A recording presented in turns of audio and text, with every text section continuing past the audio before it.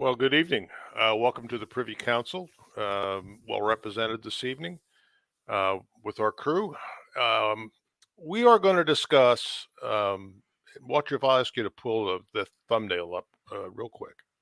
We're going to discuss, and we're going to play off this notion of the Talking Heads once in a lifetime song. You may ask yourself, how did I get here? Because that's one of the key questions I'd like to try to explore this evening as it relates to our ongoing presence, and it is now apparently going to be ongoing presence in Syria. And what is it? What is it for? What why are we there? And we've had a multitude of missions and a multitude of objectives and a multitude of things going on over the last 8 or 9 years. And and so it's an interesting thing, particularly in the context of every other conflict zone that we are immersed in between Ukraine and Taiwan and other places. This little thing sort of is out there. It won't go away, and every effort to try to extinguish it is met with a very vociferous response from those in the corridors of power. So we'll try to figure out why. So many of you may have some thoughts on that. We'll look forward to that. But I have with me this evening, in addition to the watcher, I have Joe Dolio with a message that we have no troops in Syria. Colonel Mike Bennett and our friend Blacklist Hong Kong, which I'll ask him to explain as he gets his turn. So Joe, I'm expecting to hear well and good. How are things going? It's going great. Things are going Good. well. Been a busy day, but we're on top of it. So we're So doing good. spend a minute on your time last week in the Carolinas at an unnamed location in the Carolinas. Tell me a little bit about what was going on between you and our friend Matt. Sure. We went out. Matt held a scout, just couple on base light infantry tactics, doing some reconnaissance, doing some patrolling, and things like that. Associated skills, running ambushes, doing things at night.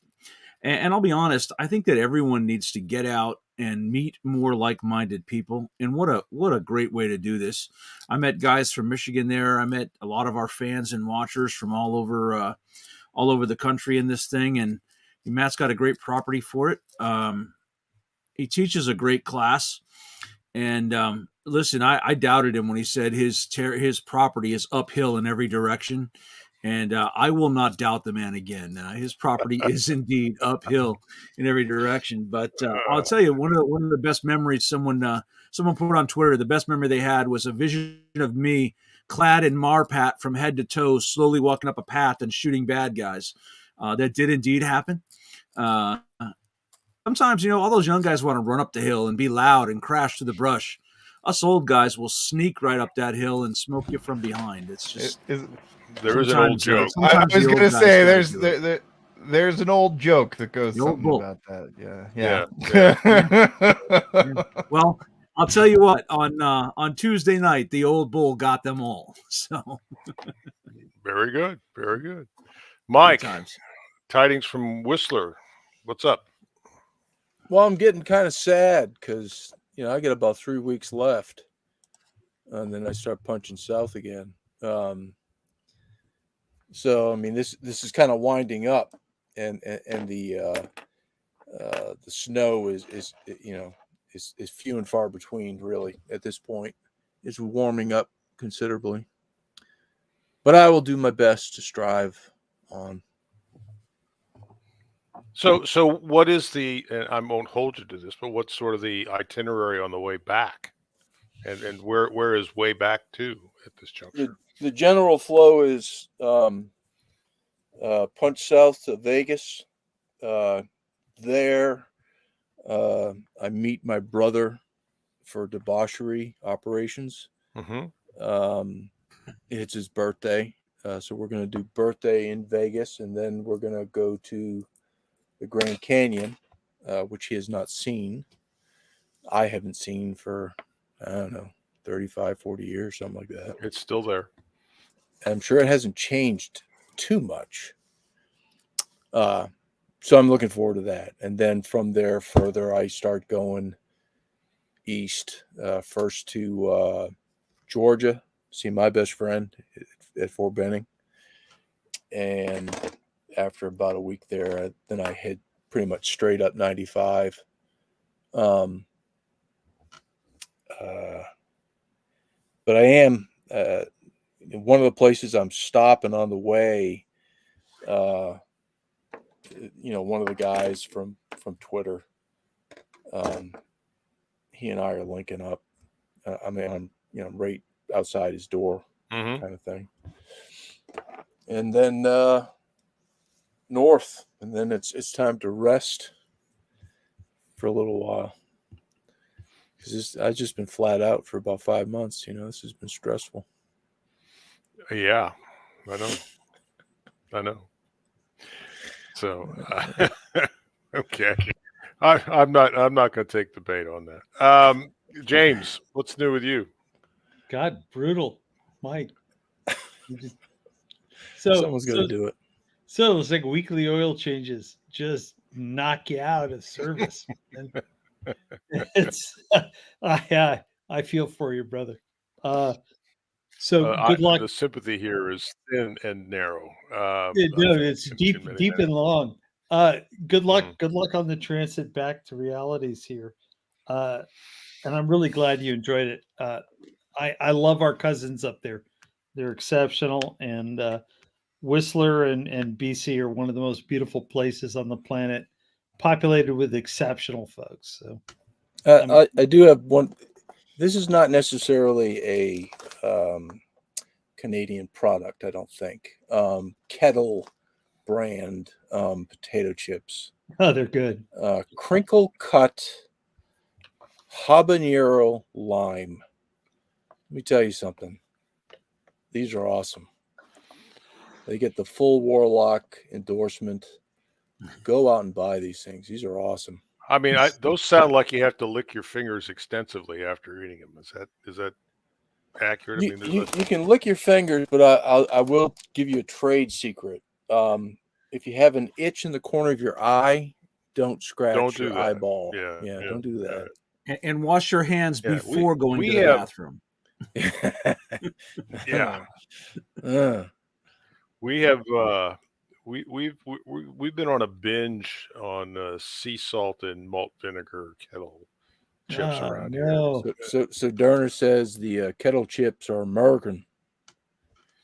Yeah, they are. They're not Canadian. They're not Canadian. They're not Canadian. They're a good product. It's hard to tell sometimes because these guys, half their stuff is written in French. So you're thinking it's made, by French en people. français. En français. But it's not. It's not. So James, how's life within spitting distance of the district? Is everything okay there? And I see the Senate has voted down the wacky crime bill for the district, the one that was going to lower sentences for all of the felons and murderers and rapists and congressmen and everything else that was going on. So you're asking for an opinion? Yeah, I am. That's a $50,000 letter, even though I'm not a lawyer. My take on it is I'm gonna claim old friend status. No, exactly. My personal opinion is they're afraid for themselves, which is when they go to La Diplomatique to have their cafe dinner. They're worried about walking back to their car. It's really I don't doubt. Yeah, I don't doubt. No, it's that simple. They're I'm going to go out with some. I don't know whether they're clients or constituents anymore, but they're going to go out with someone and, geez, somebody might corner me and be mean. Guess what? This is the nation you wrought. I think that's it's such. Joe will correct me, but this is the base outcome of their nonsense, right? So we've had a number of years of nonsense where the Washington world, the DC district world, has thought that they could get away with almost anything in the way of nonsense, and the world's pushing back on them, and it's encroached on their lifestyles, and now they're beginning to feel it. So it's kind of like what was it, Joe Kennedy, who tried to get back to place a vote on the Hill, so he could offset the driving while intoxicated infraction in the district. So you pull up to the barrier and say, "Let me in," and they say, "Well, who are you?" And you're like, "Oh, I'm a congressman. You got to let me in. I've got it. I'm headed to a vote to offset the exposure to the fact that you've been driving while completely insane." I think that's kind of reached critical mass in the district, and they understand that they've overreached. So here we are. We'll see how it goes. Yeah. And Watcher, I want to check in with you because I'm what's going on? I'm concerned about the eventual date for you to have this procedure that you've been Tomorrow. talking about. Tomorrow. Okay, good. Yeah, I got another call and they removed it back up. So. Well, good. Because I was last I'd heard it was going to be next week, and I thought yes, you'd be in full face hugger mode by next week, and I don't want to see that. So. Yeah, I was supposed to get out 2 weeks ago, and then I showed up for the appointment, and they were like, "What are you doing?" And I was like, "I'm here for an appointment." And they're like, "You don't have an appointment." And then turns out I did, and they just fucked up, and then yeah, it's just kind of been a big mess ever since then. This is a TRICARE thing, or what do you? So I'm 100% disabled, so it's just straight VA. So it's VA community care because I live a long way from the hub. So they're being good to you, but inept. Is that kind of?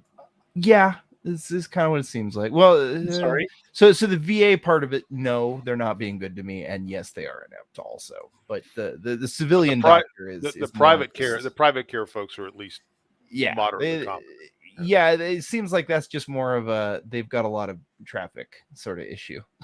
Well, good. I hope it works out, brother. I hope it goes well. Yep. All right. Formalities out of the way. Let's dive in. So this is meant basically to foment this conversation because, how did I get here? Where is here? And so for those of you who may be geographically challenged, let's try to placemat this in the context of where is Syria? What's it adjacent to?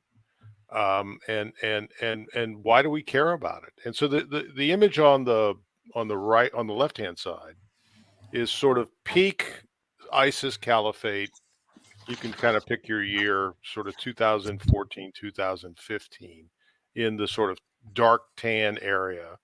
And you can see, you probably remember how extensive that was. Kurdish area up against Iran in light green, darker green against the Turkish border, and then a Syrian government to one degree or another. That was the balance of Syria, and where we are roughly today is the image on the right, which the light green area is Kurdish control. We'll do that in air quotes, Kurdish control, because that's largely dependent upon the support from American forces that have been deployed there, and the government of Assad in the blue. And sort of a no man's land up around Idlib and the Turkish border, probably some areas in the Kurdish area that are contested with the Turks. And for those of you who aren't keeping score at home, Turks and the Kurds do not get along well at all. The dots that you see there, the dark blue, are American installations. The red are Russians, and the green are Iranian-linked militias in Syria as well. So it's a right dog's breakfast here in terms of who, what, when, where, how.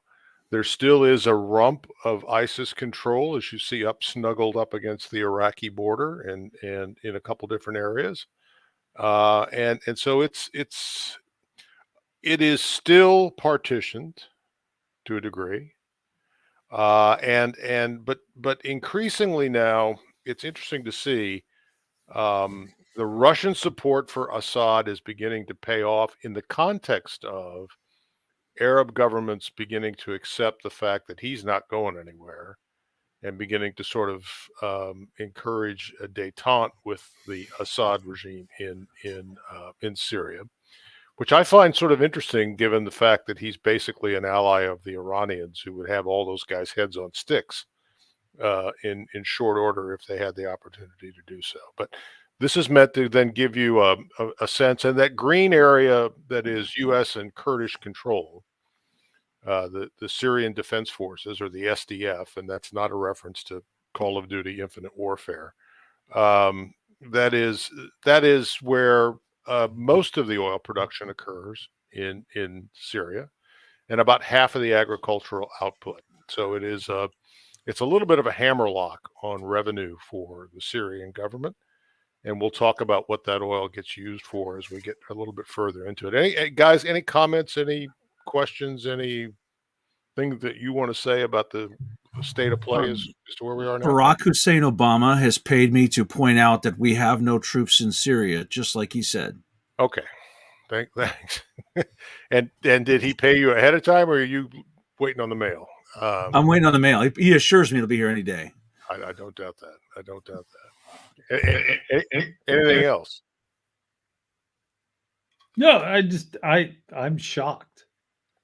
I'm shocked we have troops in Syria. I'm just amazed. So, well, tell the story. We'll tell the story of how many and for how long. No, so Dolio. So yes, sir. When a Marine gets sent to Syria, why do they go? Who do they go? Whose auspices did they go? Vacation. Yes, because the National Command Authority sent them. Yeah, but who's in charge of this thing? Who runs this world? Now that we don't have Ron with us, who runs this world in Syria? I've yet to figure out who the boss. Who's the orders probably came from somewhere in Langley, but it wasn't, or in Quantico, but it wasn't on the Marine side of the base. I just have to clarify. Are you asking who runs Bartertown? Yeah, no, exactly. But in all honesty, that's why I've been so incensed about this from the beginning, because it was a Marine Expeditionary Unit that went in first, and Barack Obama went on TV and told the world there's no Marines in Syria. That's a lie. That's a myth. That's a rumor. Right up until a reporter posted a video of a Marine convoy, and the LAVs said United States Marine Corps on the side of them. Then he had to admit it. So it is troubling. What would have happened to those service members' families during that interim time when we weren't in Syria if one of them had died? Parrot's beak. It would have gone back to the Cambodia/Laos crossovers. It took decades to kind of sort that shit out. Well, it's really a lesson we should have learned on October 2nd in 1992 in Mogadishu. Yeah, well, we should have learned it. We should have learned it multiple times. I think the command authority, as you describe it, hasn't kept up with the real world recording of events. And, they're struggling to kind of keep up with the disclosures that occur from people carrying cell phones, whether they're iPhones or Chinese-based iPhones. The content's going to flow upward and disseminate. They try to keep these things opaque, and Syria is a perfect example of let's kind of all get along. We're all here. Let's kind of do this and not have it become a crisis. And I think the Russians, the Syrians, the Kurds, the Americans, ISIS, the Saudis, the Hashemis, I think all of the players in this region have kind of come to a consensus of let's just all kind of deal with this, large warlordism that's occurring in Syria. When in fact it would make a much better sense to say, okay, we're all going to kind of withdraw simultaneously. And I'm not sure who's holding it all together. Other than the budget, I don't understand this personally. I look at the power controls on this and I just don't get it. Maybe Mike could pop his nose in here and have an opinion. You probably run a team in a world like this, Mike. And I look at it and go, where's the money coming from to do something as long and crazy as this? It doesn't make sense to me. I have a lot of thoughts just about the general thing. I was going to wait a bit. Sorry to call you out. Because we're going to get to that timeline Yeah, slide. Is that the next one?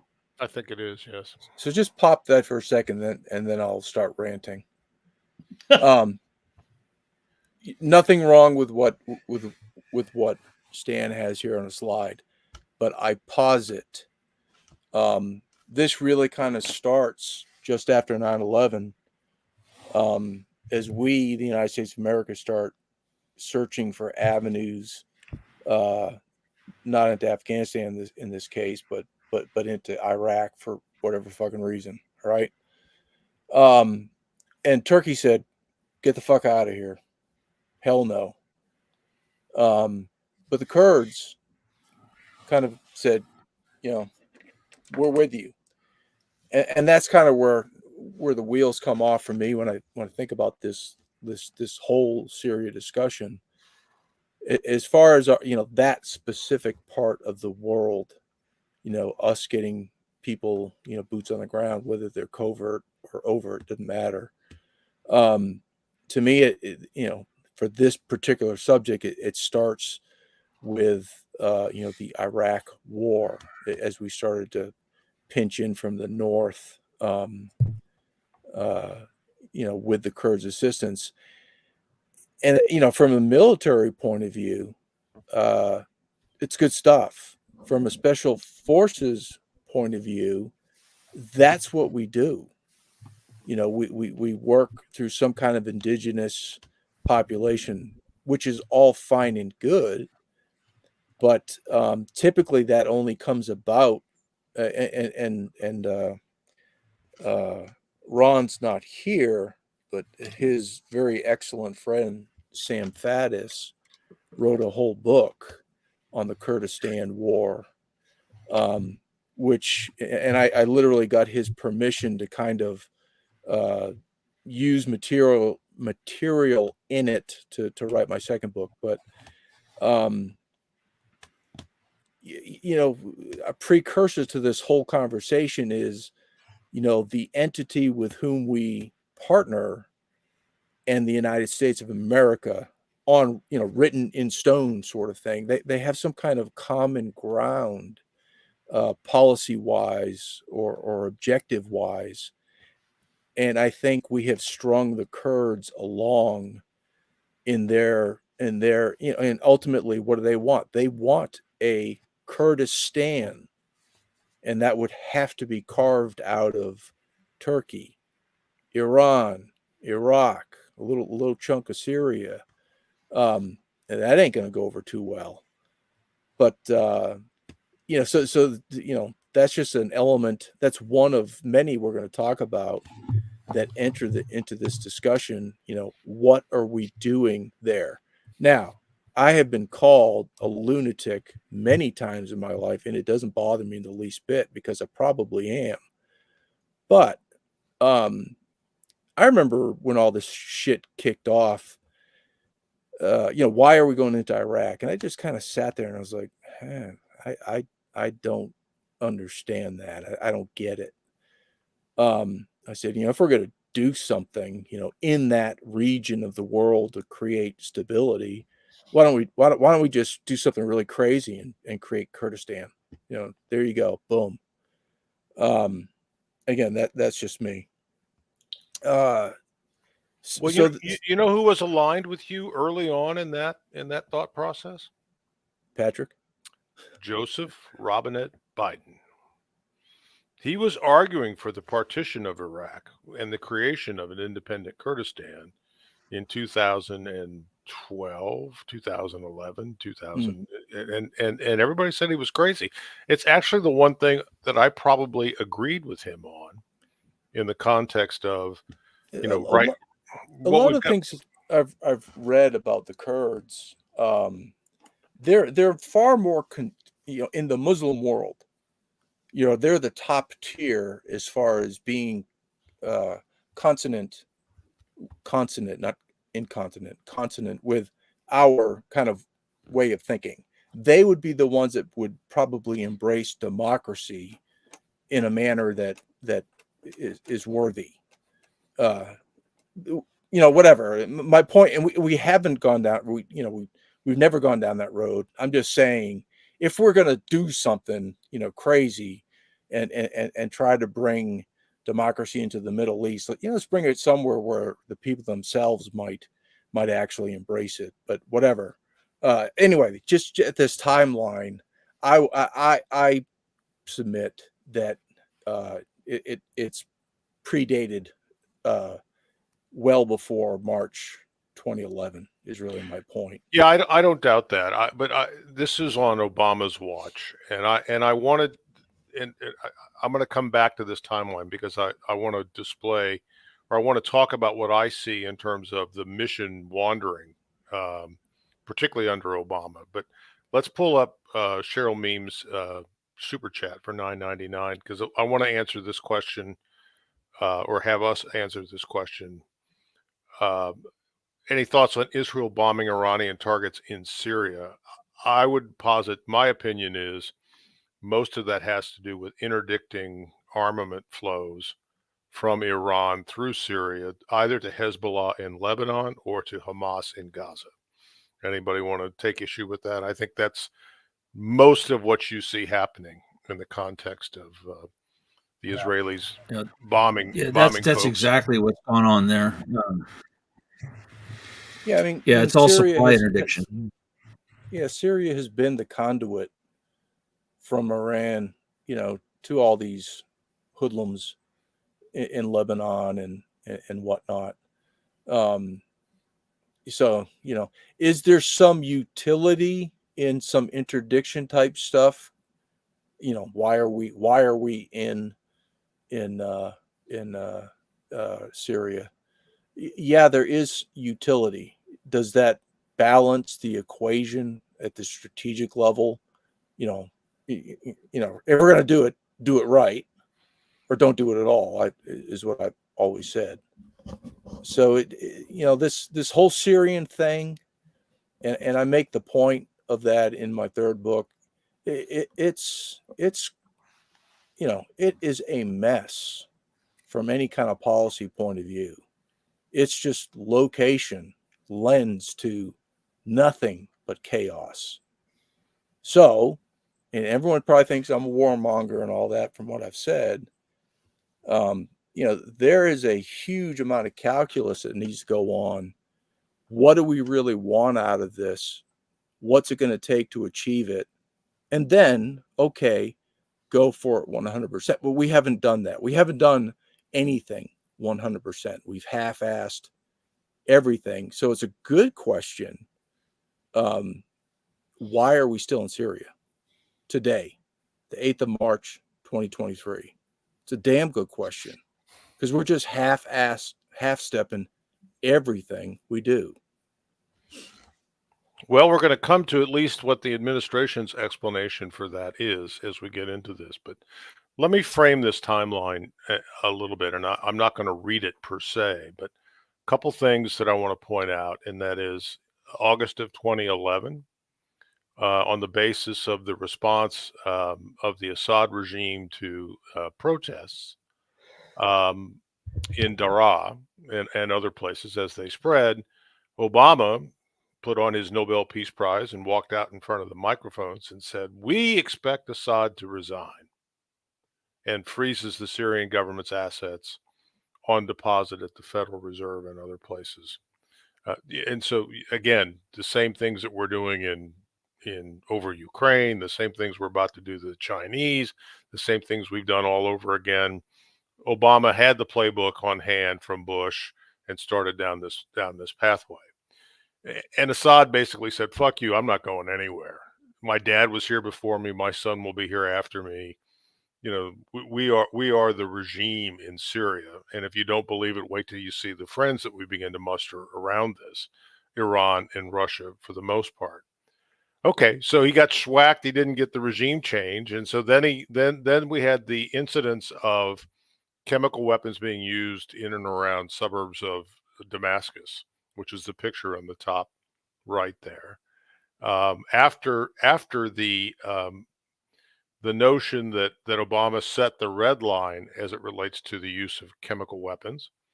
He tried to do something there. He waffled on it, and his credibility as it relates to that went out the window. So the initial reason for our engagement in Syria was, I guess, to protect the revolution and to sponsor regime change. That died pretty early in. So by 2013, there was no mission as it relates or position as it relates to regime change. And then all of a sudden, we decided to use Syria as a place to try to deal with ISIS, which by that time, by 14, had achieved the caliphate that you saw in the prior map. And so we mission creeped over to Islamic State being the primary emphasis of our position in Syria. And by September of 2014, we'd started airstrikes, and by 15, we had 50 troops, going back to Joe's comment, 50 troops on the ground, but growing rapidly. And we were going to use those troops to marshal the Kurds, the SDF, into being part of our effort to get rid of the caliphate, both in Syria and in Iraq. So that's how we've sort of meandered around in why are we there? What are we doing? We were a policy looking for a mission that we thought we could handle, and one that would reflect well on Hillary Clinton's election in 2016. None of that worked out. Any additions, subtractions, anything else we want to talk about in that regard? And in the background here, because of the relationship between the Assad family and the fact that they are not Sunni Muslims, they're sort of Shia light in terms of their religiosity. And if I've offended anybody by saying that, it's out of ignorance on my part. But I mean, that's my understanding of this. They've been an important part of the hegemony that Iran has been trying to create in a land bridge to Lebanon and hence to Israel. And so that's been a big part of this as well. So yeah, I'd defer to the guys who've been on the ground there, but my observance of the Alawi kind of empire is they're they're a piece of this tribal map, and we've ignored them, and we've tried to kind of squash them. They may not be the best folks in the world, but they maintain a control over an area that was created by Balfour that doesn't make any geographical or tribal sense. And we've put billions of dollars into this thing. And I think some of it has been to kind of protect Israel. That's kind of like the fallback cover when you run to the senators and you say, "Hey, we need you guys to step up and keep this budget online to do Syria." I think the Israeli kind of like line comes up, and not to dismiss that as a priority, but they use it. It's a club. But God, it still makes no economic or strategic sense. We're there. We're running these teams of people we don't want to talk about, right? So it all goes through SOCOM or SAD, and we don't know. And that's okay. I understand my government has the right to do that. But at some point, if a senator or congressperson comes up and says, "Hey, I'd like to understand this," and they get stonewalled, I begin to get the heebie-jeebies, right? This is 1971, 1972, and That's exactly Paris right. speak. Yeah. It's a repeat. Yep, it is to a great extent. But I think the impetus you want, or the takeaway that you want here, is that having failed to honor his red line commitment, Obama then doubled down and went in search for a mission in Syria and relevance as it relates to Syria. And ISIS provided that for them. And so ISIS became top of the league table in terms of why we're involved in Syria. Well, and I think one of the bigger problems, the term you're looking for, by the way, is Alawite. As far as Shia light, is Alawite. It rhymes. Yeah.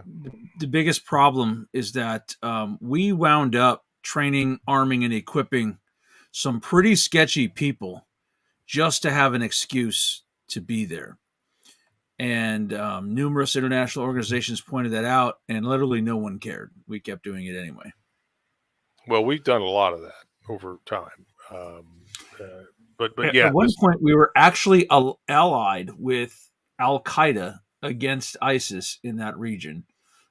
That's why Al Qaeda in the Levant changed their name to what was it, the Nusra Front, so that it wouldn't offend us so much. So it's craziness. Let's go to the next slide.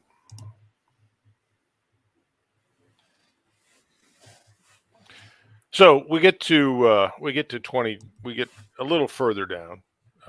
We have another mass gas attack in 2017,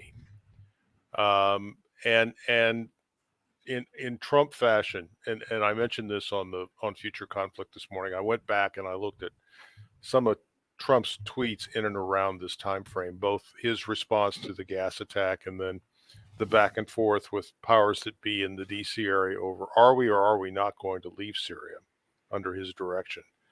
Holy cow. A little time goes a long way, but it's amazing the language that we all took for granted with Trump on Twitter. It was eye-opening, I think, to say the least. Yes.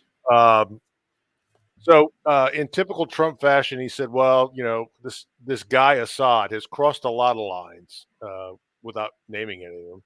And the image below is one of us firing 59 cruise missiles into Syria in retaliation. And then, we sort of meander around. We killed al-Baghdadi in 2000, I think it was 18. And we had some successes.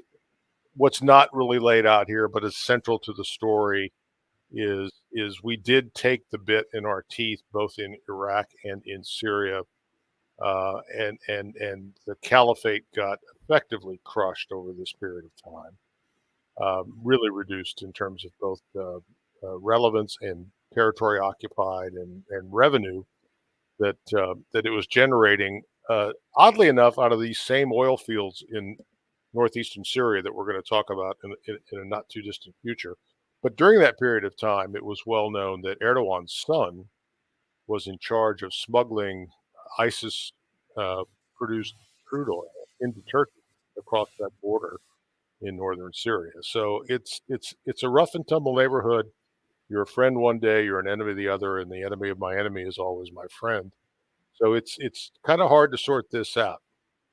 Anyhow, towards the end of 2018, Trump announced on Twitter he was taking everybody out of Syria, and DC's heads exploded.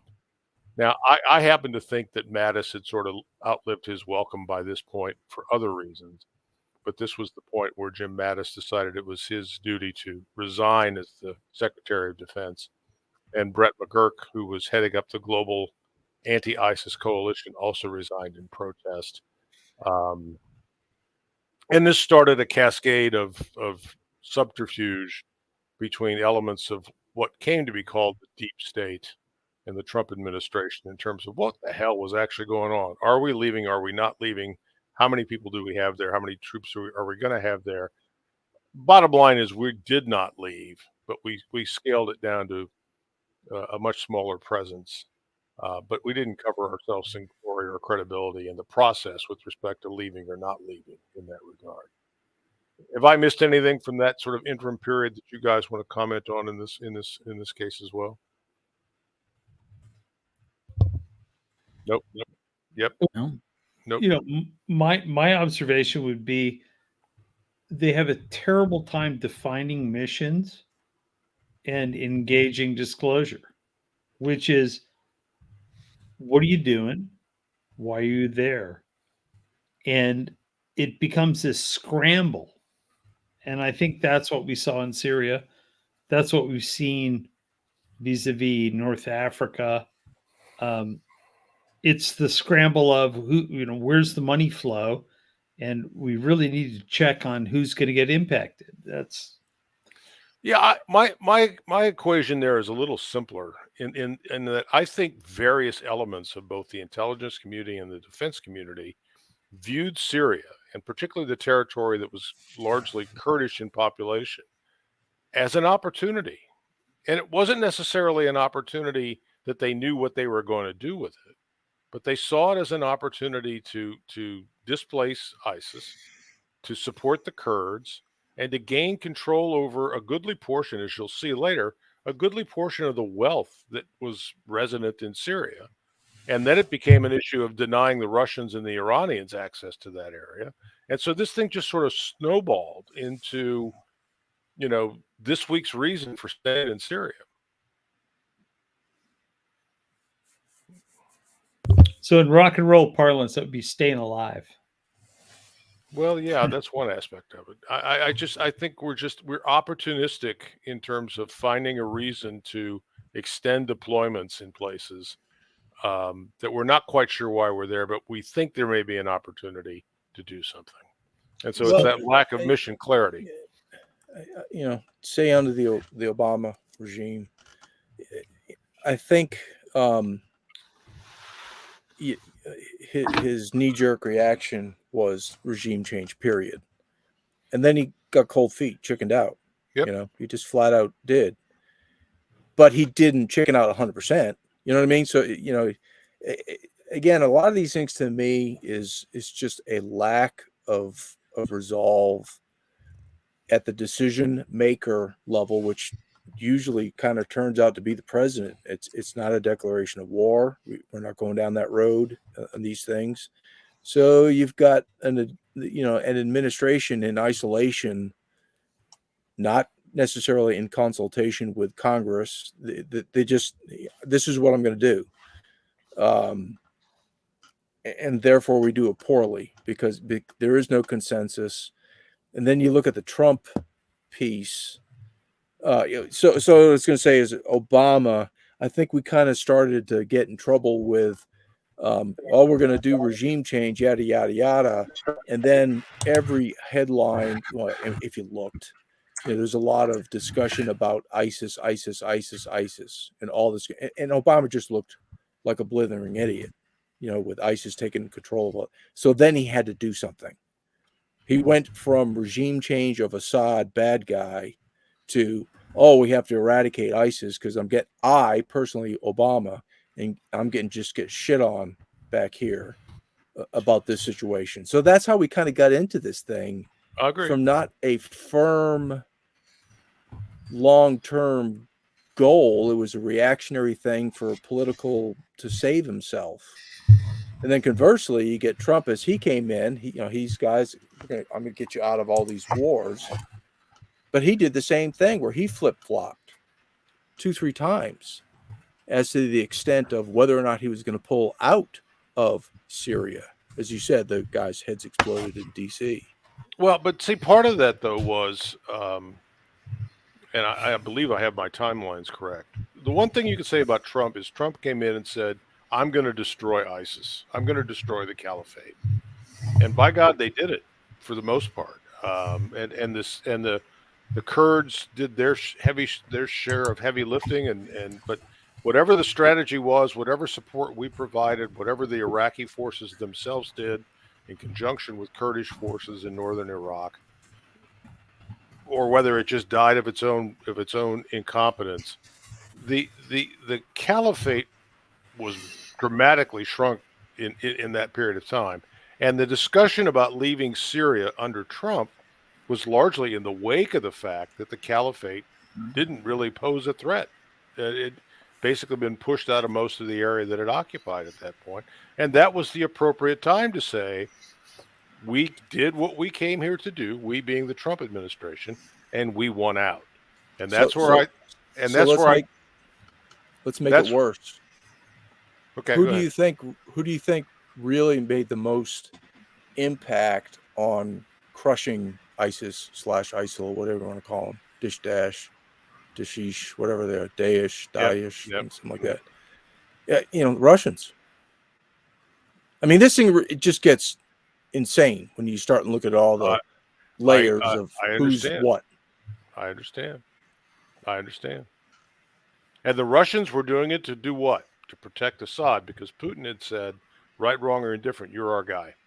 You may be a Yeah. son of a bitch, but you're our son of a bitch. So that might be an answer to the question of why did we remain? Why are we still there? We had the great grandiose thought that we, the United States, we were going to counterbalance, the Russian positions in Latakia and Tartus, etc. But I support you fully in questioning this. What are we doing in 2023? I really do. I mean, there's this bizarre history with all kinds of, you can pull the string on each thing, and none of it really makes any sense. It's a very non-linear equation that you're dealing with, but it's still a valid question to say, okay, what are we doing now, and should we pull chalks? Well, we're gonna come to that. We're gonna come to that. Let me do this because it sort of scrolled by on my screen.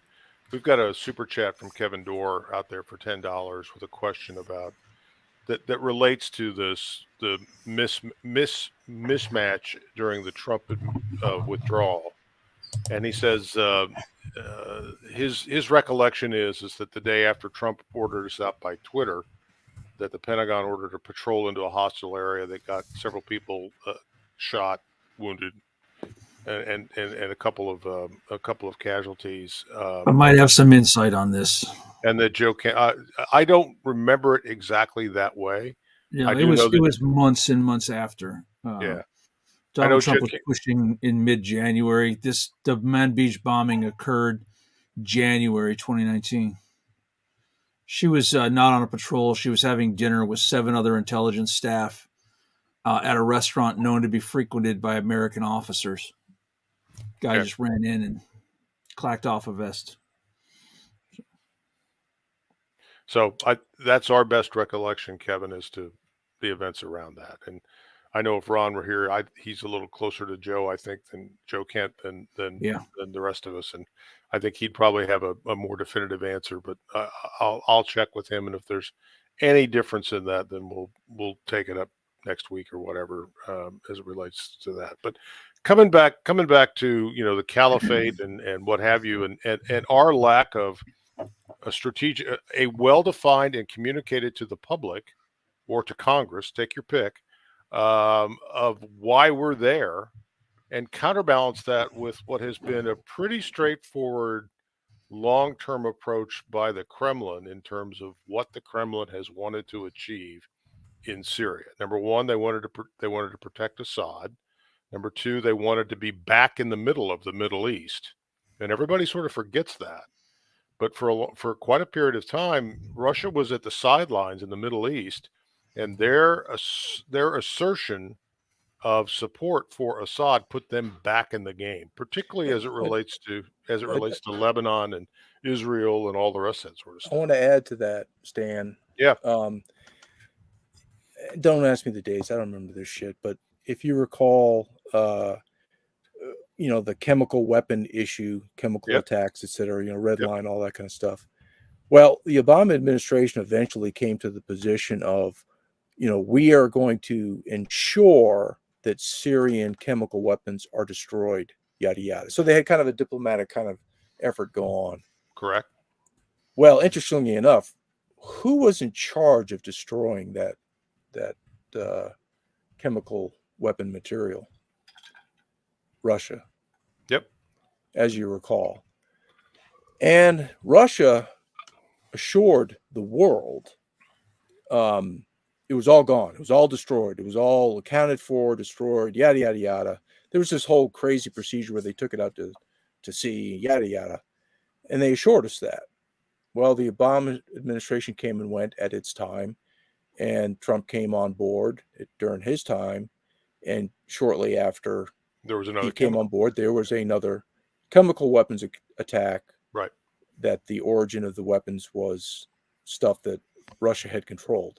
So I just thought I'd throw that in there that's exactly right. To add a little more, things to think about, I guess. Yeah. No, look, they've made no bones about the fact that what they wanted was Syria for the Syrians in the construct of the Assad regime. Oh, and by the way, we want expanded port rights at Latakia and Tartus, because warm water ports are a thing for the Russians. Latakia is an air, just inland a little. It's an air site. Right. So it's but they sortie out of there, as I understand it, and so they wanted more presence in the Middle East, and I think they could give two shits about Assad, but I think he was their way back into relevance in the context of the conversation in the Middle East, and then that led to OPEC Plus and détente with the Saudis, and one thing and another, and they've played their cards. This is not a subjective or moral analysis of it, but if you think about it as a chess player, you think about it as a card player, they've played their cards pretty darn well in this situation from their perspective.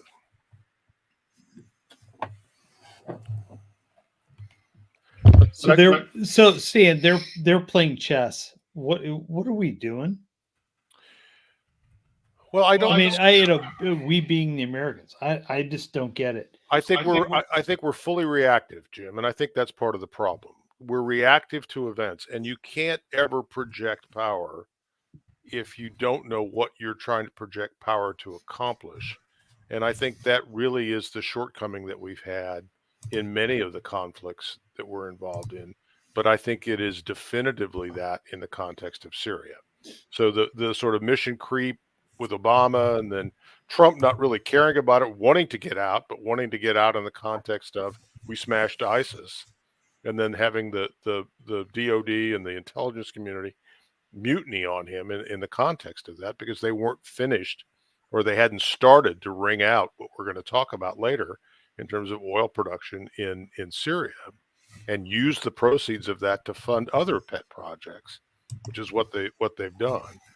That hadn't started yet. They didn't want to lose the opportunity. So are people like mapping out what the Alawites and the Hashemi want? I mean, are we paying any attention to the local? Are the local players just irrelevant to these mappers, these guys, these folks in DC? Well, let's talk about who's sitting around the table, and I'm going to ask you guys to voice your opinions on this. I mean, we know what the Iranians want. They've been pretty clear about it all along. They basically want a land bridge to be able to mess with Israel, and they've got it. But for this portion of northeastern Syria where we've got troops in the SDF as our proxy, the other party, who is nearly as dysfunctional as we are in terms of A, what they want, or B, how they're going to get it, is our NATO ally Turkey.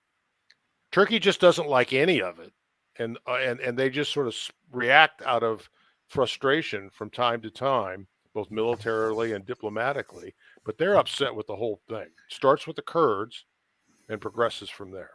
Hey, I wanted to, since you mentioned that, during I can't find it quickly, but you mentioned earlier in the chat, I wish I could read it, but something about, give Kurdistan a place so that we can then start blaming them for the Armenian genocide.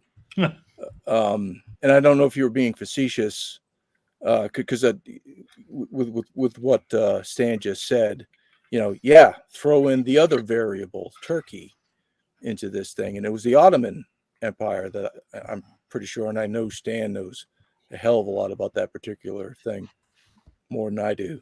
Well, the Kurds were active participants under the direction of the Ottoman Turks. They were the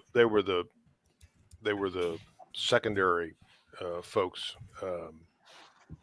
During the Kurds were the action, the Eisenstaats guys in many instances in the context of the final solution under Turkish officer control.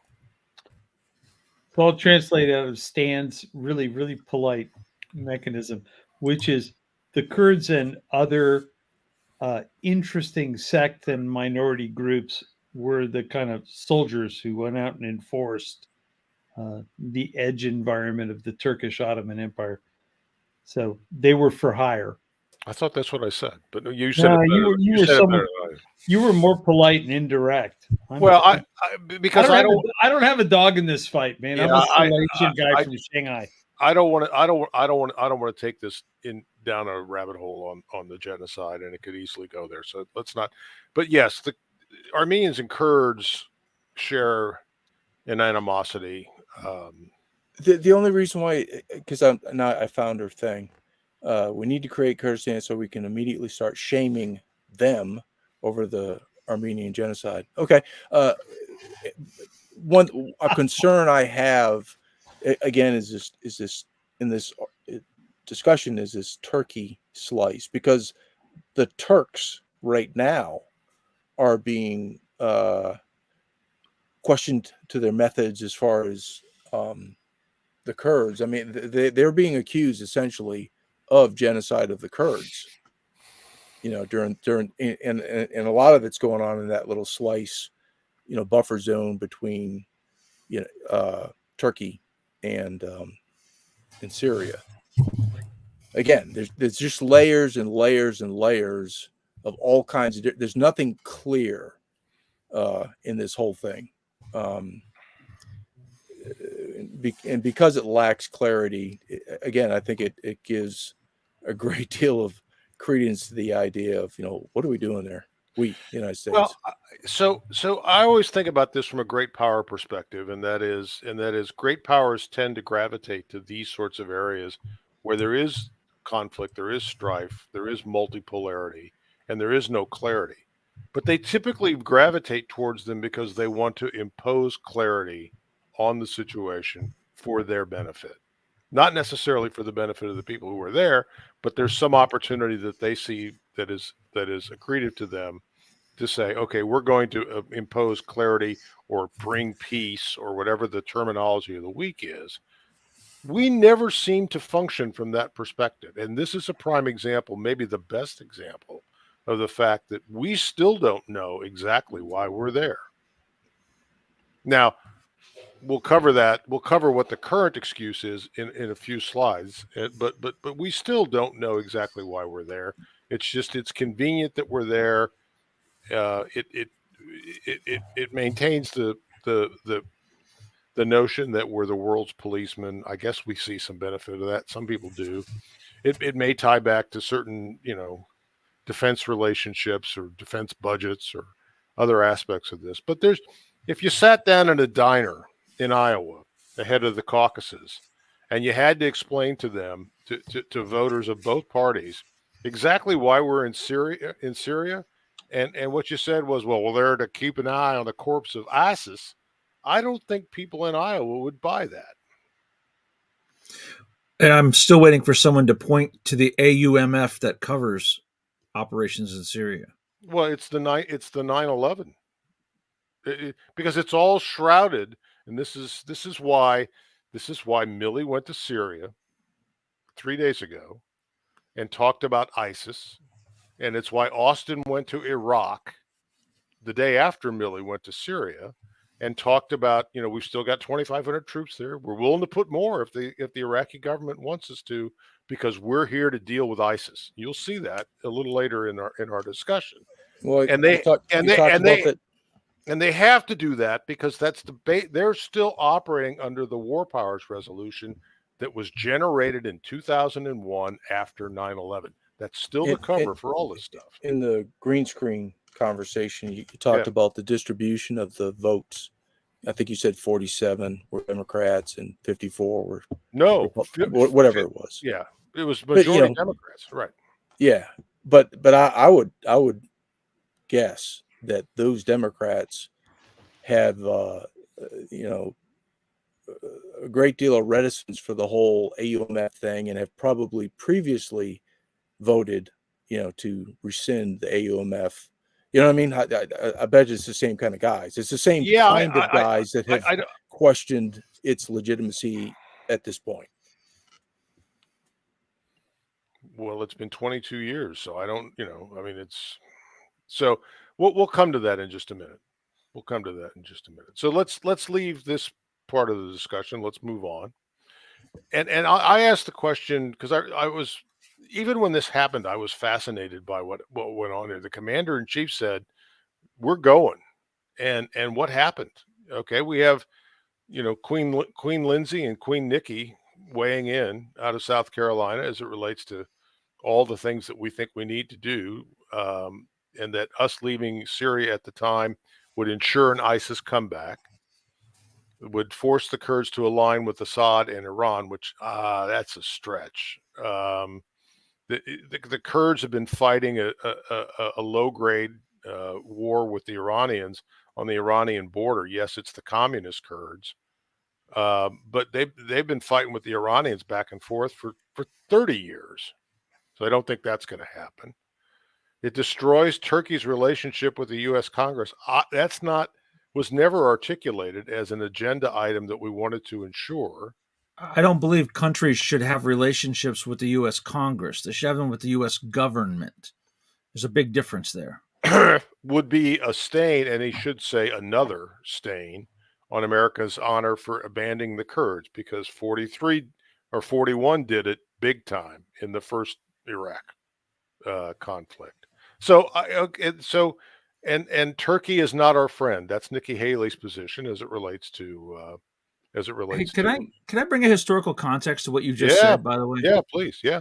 Who remembers Operation Provide Comfort? I do. As a United States Marine at the time, I do. So what happened there? We came in by air, U.S. Marines and MEU, seized a whole bunch of northern Iraq, and then kind of got left there like Guadalcanal, right? Mm-hmm. We enforced a no-fly zone, but literally nothing else went on. And then we pulled out and we left those Kurds. So yet another time. Yeah, we have no, and I don't know that. I mean, it's too simple by half to say that our position in Syria today is atonement for prior sins for the Kurds. I don't think our government thinks that way. But we do like to trot that out from time to time. So it wasn't just Lindsey Graham, or it wasn't just Nikki Haley. It was Mitt Romney and Marco Rubio and Mitch McConnell and Ted Cruz and everybody was up in arms because we were going to pull out of Syria at that particular point of time. But none of them could state a coherent, cogent reason as to why we were staying. It was these PowerPoint McKinsey-derived talking points that got trotted out, and no two sets of talking points were the same. And so what happened?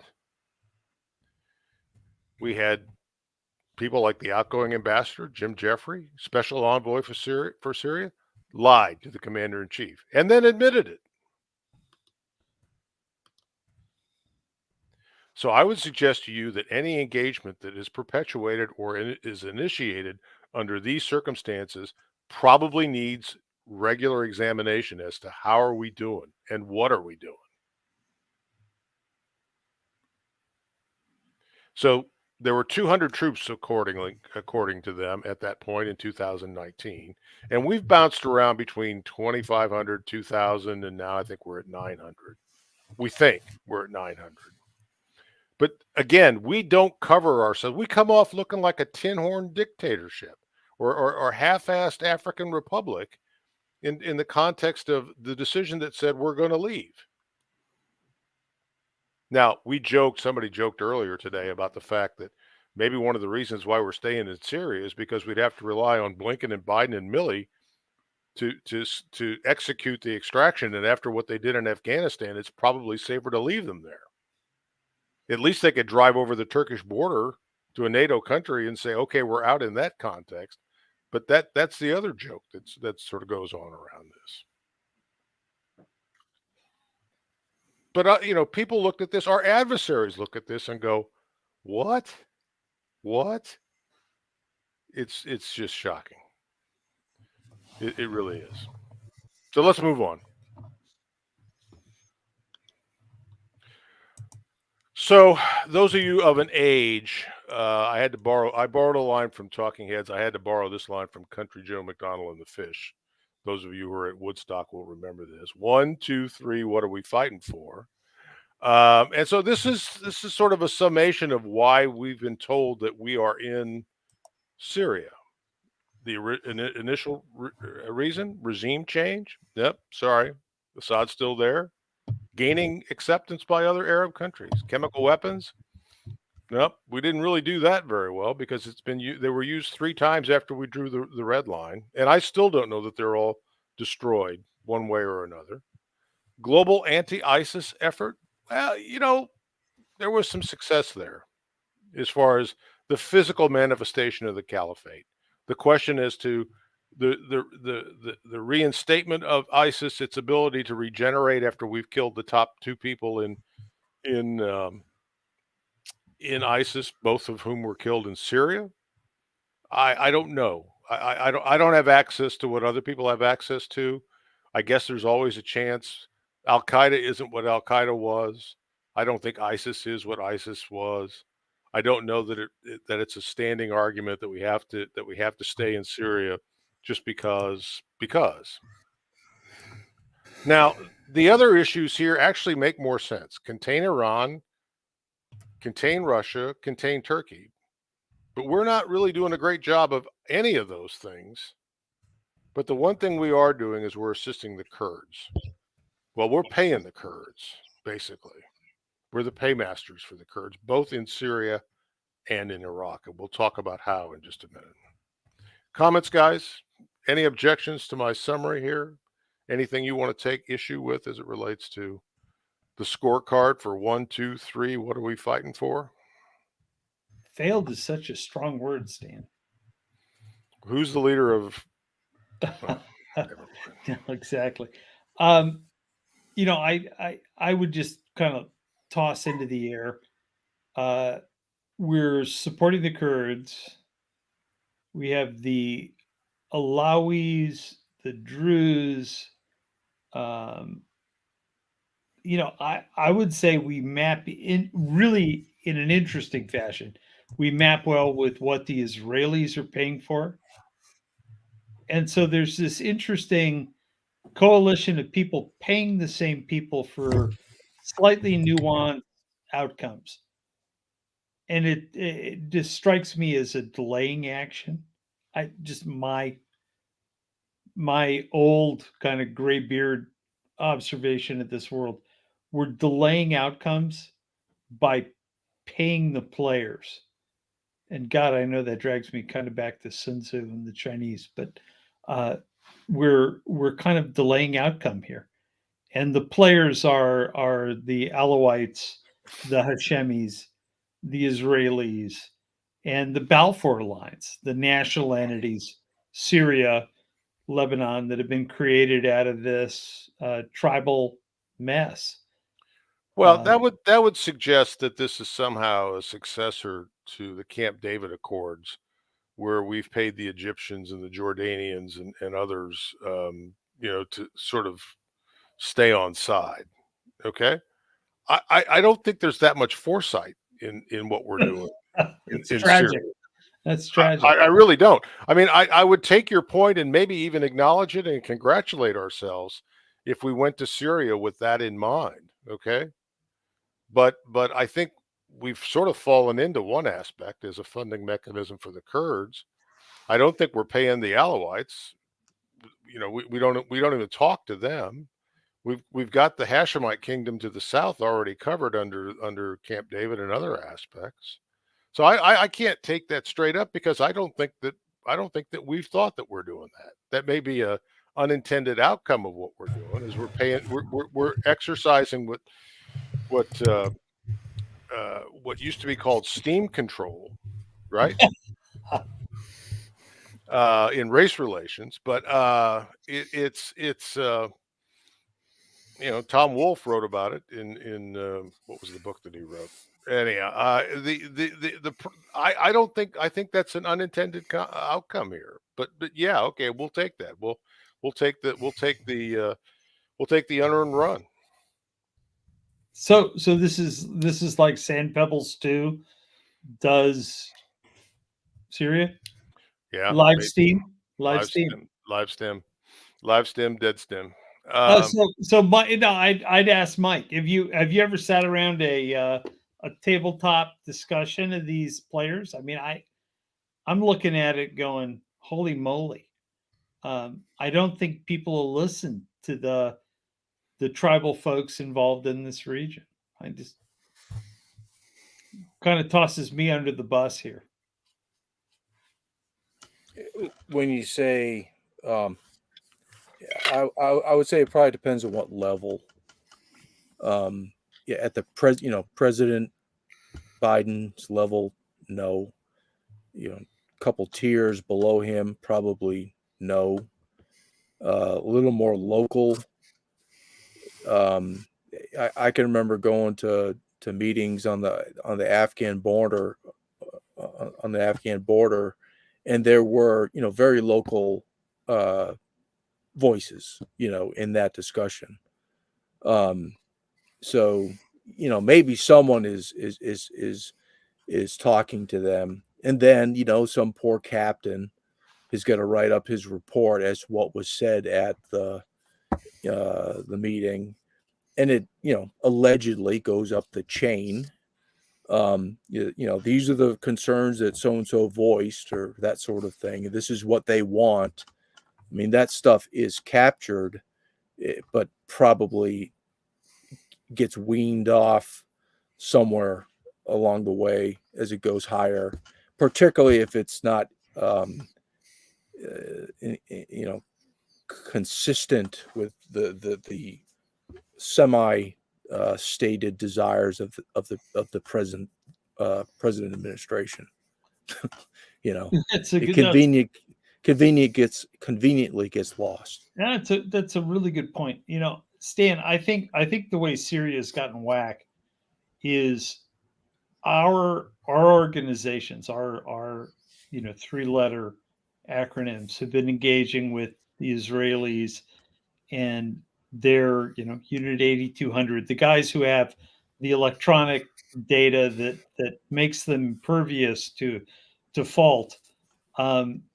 They've got this plan to maintain control, but the control requires that you have to have a bunch of guys like Joe on the ground in armored vehicles who can go somewhere quickly and say, what are you guys doing?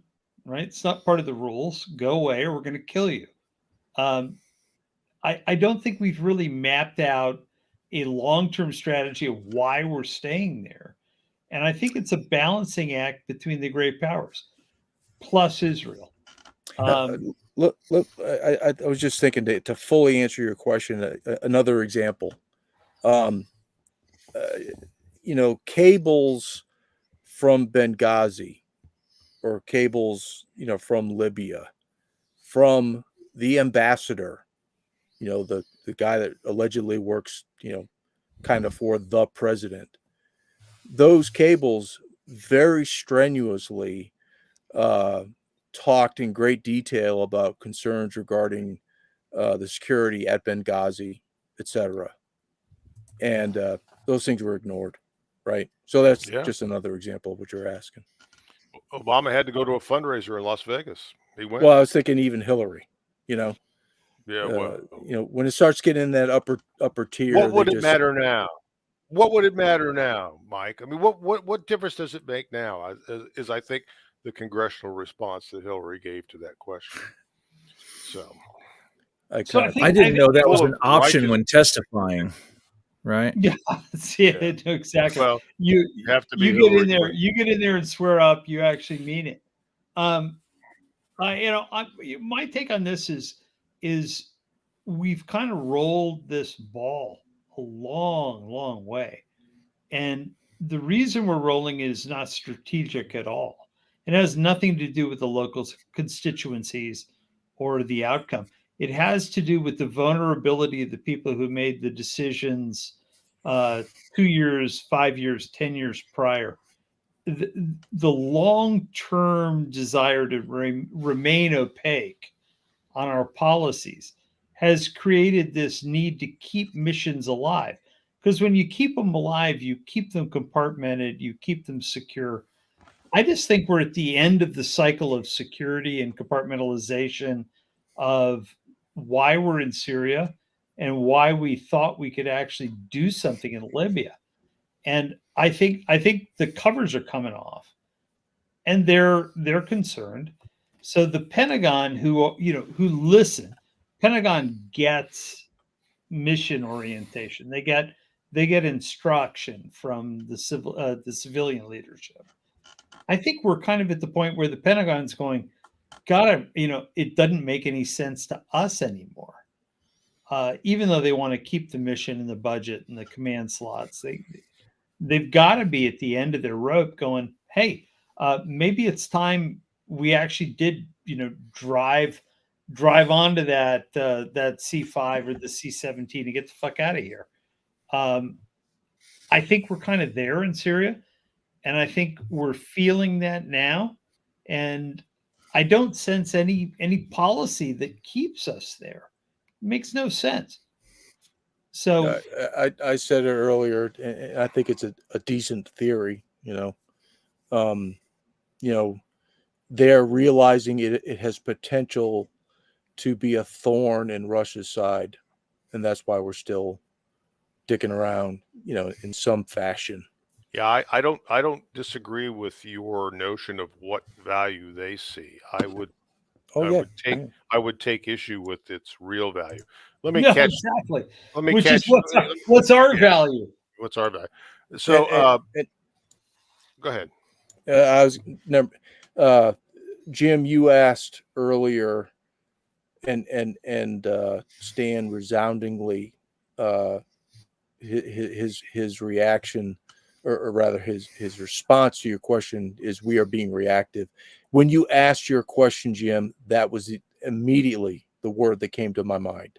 I just let kind of Stan do his thing. He said it very well, but that was exactly my take on the answer to your question.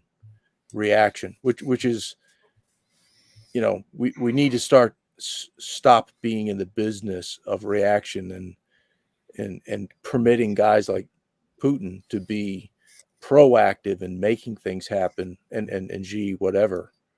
Yeah, I so this is my premise. We need to start letting people like you and Ron and Joe, when you're deployed, you need to kind of be at the point of policy, which is, you probably have a much deeper understanding of where you are and who you're dealing with. The overhang of our Yale, Princeton, Stanford, Harvard, Kennedy School limitations in diplomacy. If you're going to deploy a military organization overseas, even if it's in an intelligence capacity, by God, fucking listen to them, right? Well, Francis Ford Coppola made a great movie about exactly that. Okay, thanks. Okay, All right. Take me up the river.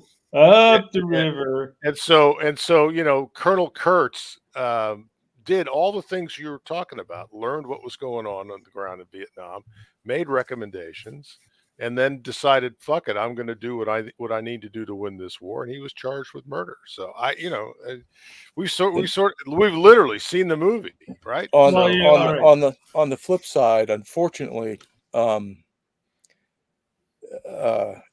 a perfect world, an officer goes forward with his NCOs and whatnot to achieve, the objective that is given to him or her, and everything works nicely because everything fits nicely within, it all fits nicely. It's really, and that's kind of where parts of the things we were talking about earlier, it's a betrayal to the Kurds, yada, yada, yada. I do believe, when the United States, writ large, makes a commitment to whatever entity, in some kind of diplomacy, we need to stick to that, or else eventually all our allies are going to be looking at us and saying, these guys say a lot of things, but they don't mean a damn thing that they say.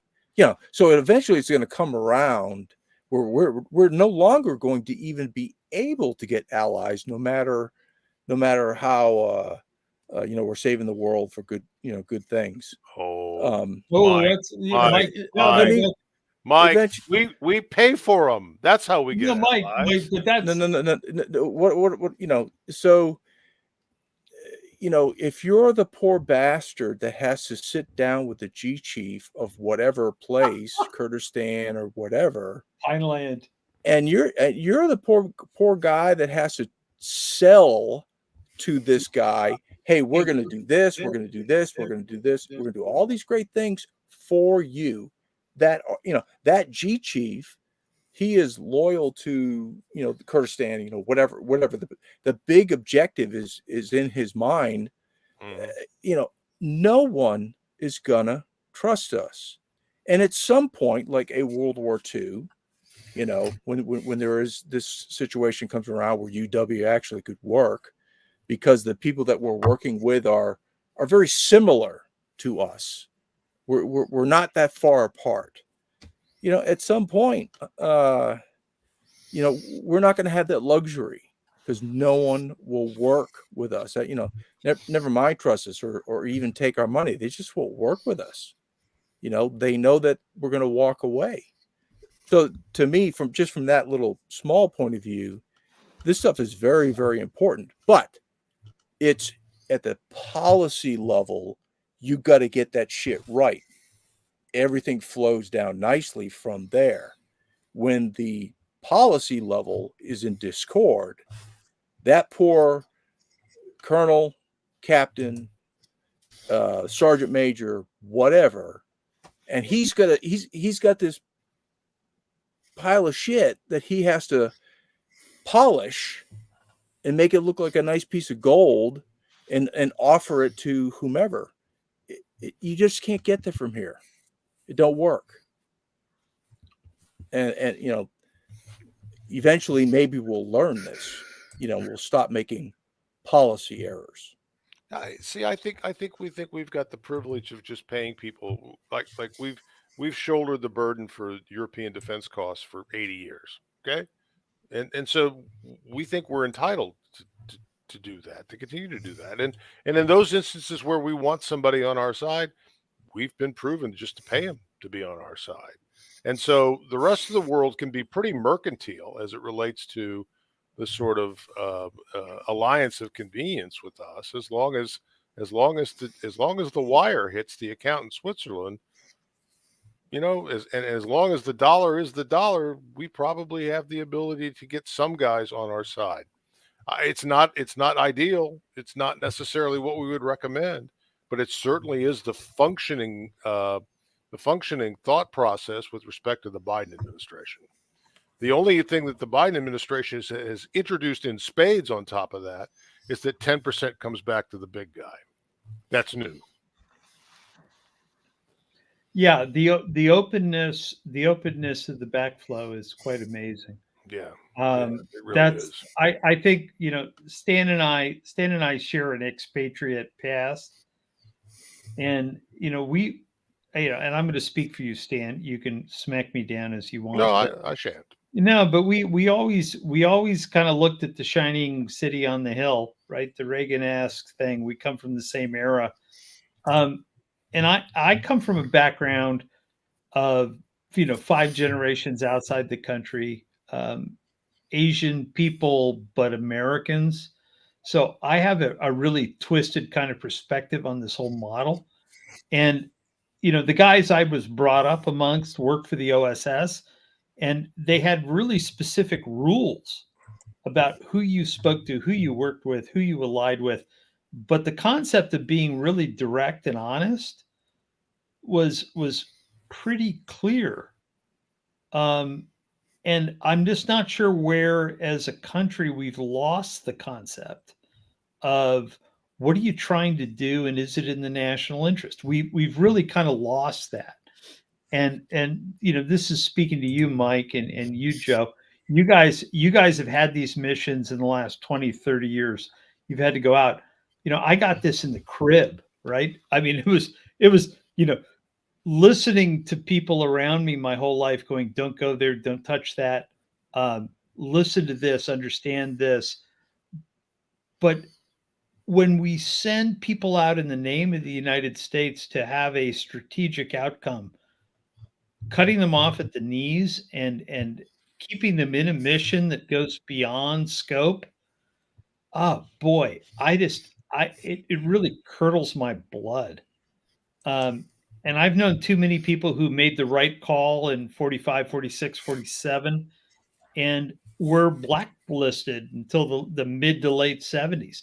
And so I look at it and I go, okay, it's why I'm so willing to have a conversation openly about why we're doing policy like this and question the merit of the policy.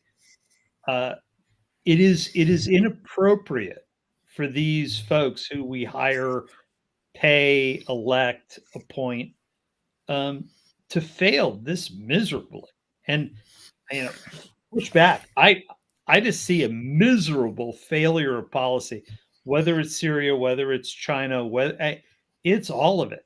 I don't get it. There's no cohesion. There's no policy. There's no long-term thought. And Well, I know the worst thing about it is we're putting these people in harm's way, and these young guys out here doing this job, and we're not giving them a mission. No. Like, hey, just kind of go here. You're going to kind of hang out and secure your area, but there's no mission to accomplish. You're just there. That's not a precursor for success. It doesn't build esprit de corps. It doesn't build unit pride. It does lead, though, to young men wondering, what am I doing here? So yeah, and you wonder why recruitment, goals or whatever, or achievements are what they are, and that's not just. I think every 10 years or whatever, we go through kind of waves of that, because U.S. policy has vacillated, like a sine wave, over the past 50 years. And that's troublesome. That really, again, I was the kind of guy, like many, not just me, square peg, round hole, fuck it. I'll make it fit. I will make this work. And that's really that's suboptimal, right? That's no longer encouraged. Well, I mean, but generally speaking, they'll do it anyway. But that's not the way it's supposed to, the way it's designed to work. Again, you have a coherent policy. Okay, you minions go out there, make this, these coherent things make this shit happen. Okay, not a problem, because they will very easily. They'll do that stuff, but it really does start at the top. And there can be some flow from administration to administration, some deviance, but there's when you look at the trend line of something, they should be in the same, not 180 degrees out of phase. You know what I mean? And that's where we're really in a problem. And I think that's where we are in Syria. So let me bring this back. I want to do one thing. PD, I do want to shout out to you. Yes, Tom Wolfe, Bonfire of the Vanities.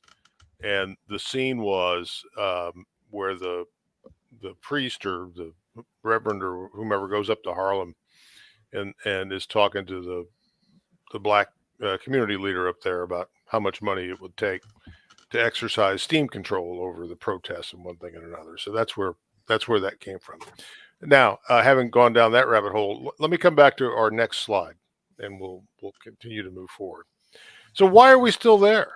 And so it's been very interesting in doing some research on this, is to see the proliferation of very similar news pieces in and around the beginning of March that all sort of speak to a narrative in anticipation of this vote that was held today on Matt Gaetz's legislation that, if passed, was going to force us to leave Syria in 180 days.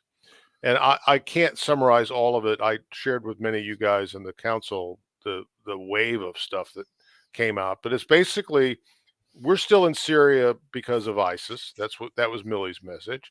Oh, and if you don't believe that, then there's been an uptick of Russian fighter jets flying over U.S. troops in Syria, and so we've manufactured enough headlines here to sort of fit the narrative of those people who don't want us to leave in this situation.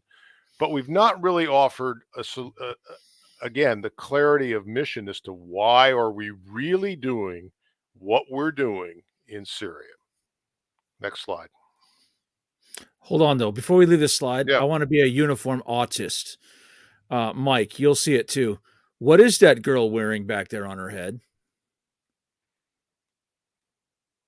That's not a piece of uniform headgear. I'm just pointing it out. That'd be a cap. But it's not proper. Anyway, carry on. We used to have uniform standards. We don't anymore. We don't anymore. She's from the State Department. We were a proper country. She probably is from either the 3-letter agency or she's from the State Department. I was going to say she's probably a contractor, but I didn't want to say it out loud. I'm glad somebody else went there. So I think it looked like she had like a oak leaves on her chest, though. So she's like a lieutenant colonel. Look, if you look at her rank. Look at you going right for the chest. I was looking at her headgear. You went right to the chest. That's the Mike Bennett we all know and love. That's what comes from a winter of hunting the environs around Whistler. Hot and sweaty, everybody's rank. His senses are finely tuned. Yeah, it's all about dialing in a straightforward basis. So that's Air Force, by the way. I'm going to guarantee you she's Air Force, but carry on. I think it's useful for us to take a look now, since we can't articulate what we're doing in Syria on behalf of ourselves. I think it's useful to take a look at how others in the region view us. And if you don't read The Cradle, I'd recommend that you dip into it from time to time. It's thecradle.com. And it's a Middle East based view. It's oftentimes at odds with the United States. There's a couple of guys that write for it whose work I respect. But I also think it keeps you grounded in terms of not just taking the mainstream media pablum and mainlining it into your veins. There are things that you'll come out of this with that I think will give you a better understanding of at least a view of other people who happen to live in the region. And so it is a common assertion. And I think it goes beyond an assertion, because there are articles that you'll see on the Cradle that map this out pretty well, that one of the real big reasons that we're still in Syria is, as they say, we are basically stealing the oil from Syria, and we're using it basically to support the Kurds both in Syria and in Iraq. And there's a lot of documentation, but it is fairly strident in terms of the view that they have in terms of, I think I said 80% of the oil in Syria comes out of that yellow region in Syria, and about half of the agricultural output comes out of that same area. And we all know, with Ukraine being in turmoil, that wheat and other things were at a premium this winter in MENA, the Middle East and North Africa. So there's a real sort of animosity that we've been able to generate amongst local folks in the Middle East in terms of our diversion of resources in this area of Syria to our agenda.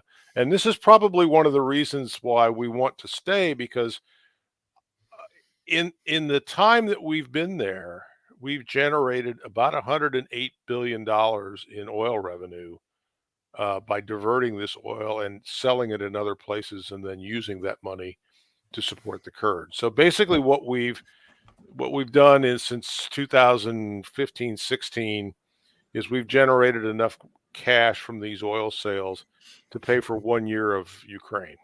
Hey, but it's gone further in this part of the world. Stan, can I Yeah. I want to read something, and this is from the State Department. In August 2011, in response to the Syrian regime's exercise of violence, blah, blah, blah, blah, the president issued executive order, blah, blah, blah, blocks the property blocks the property of the government of Syria, blocks the government of Syria, yada yada, prohibits new investments, prohibits the exportation or sales of services, prohibits the importation of petroleum or petroleum products of Syrian origin.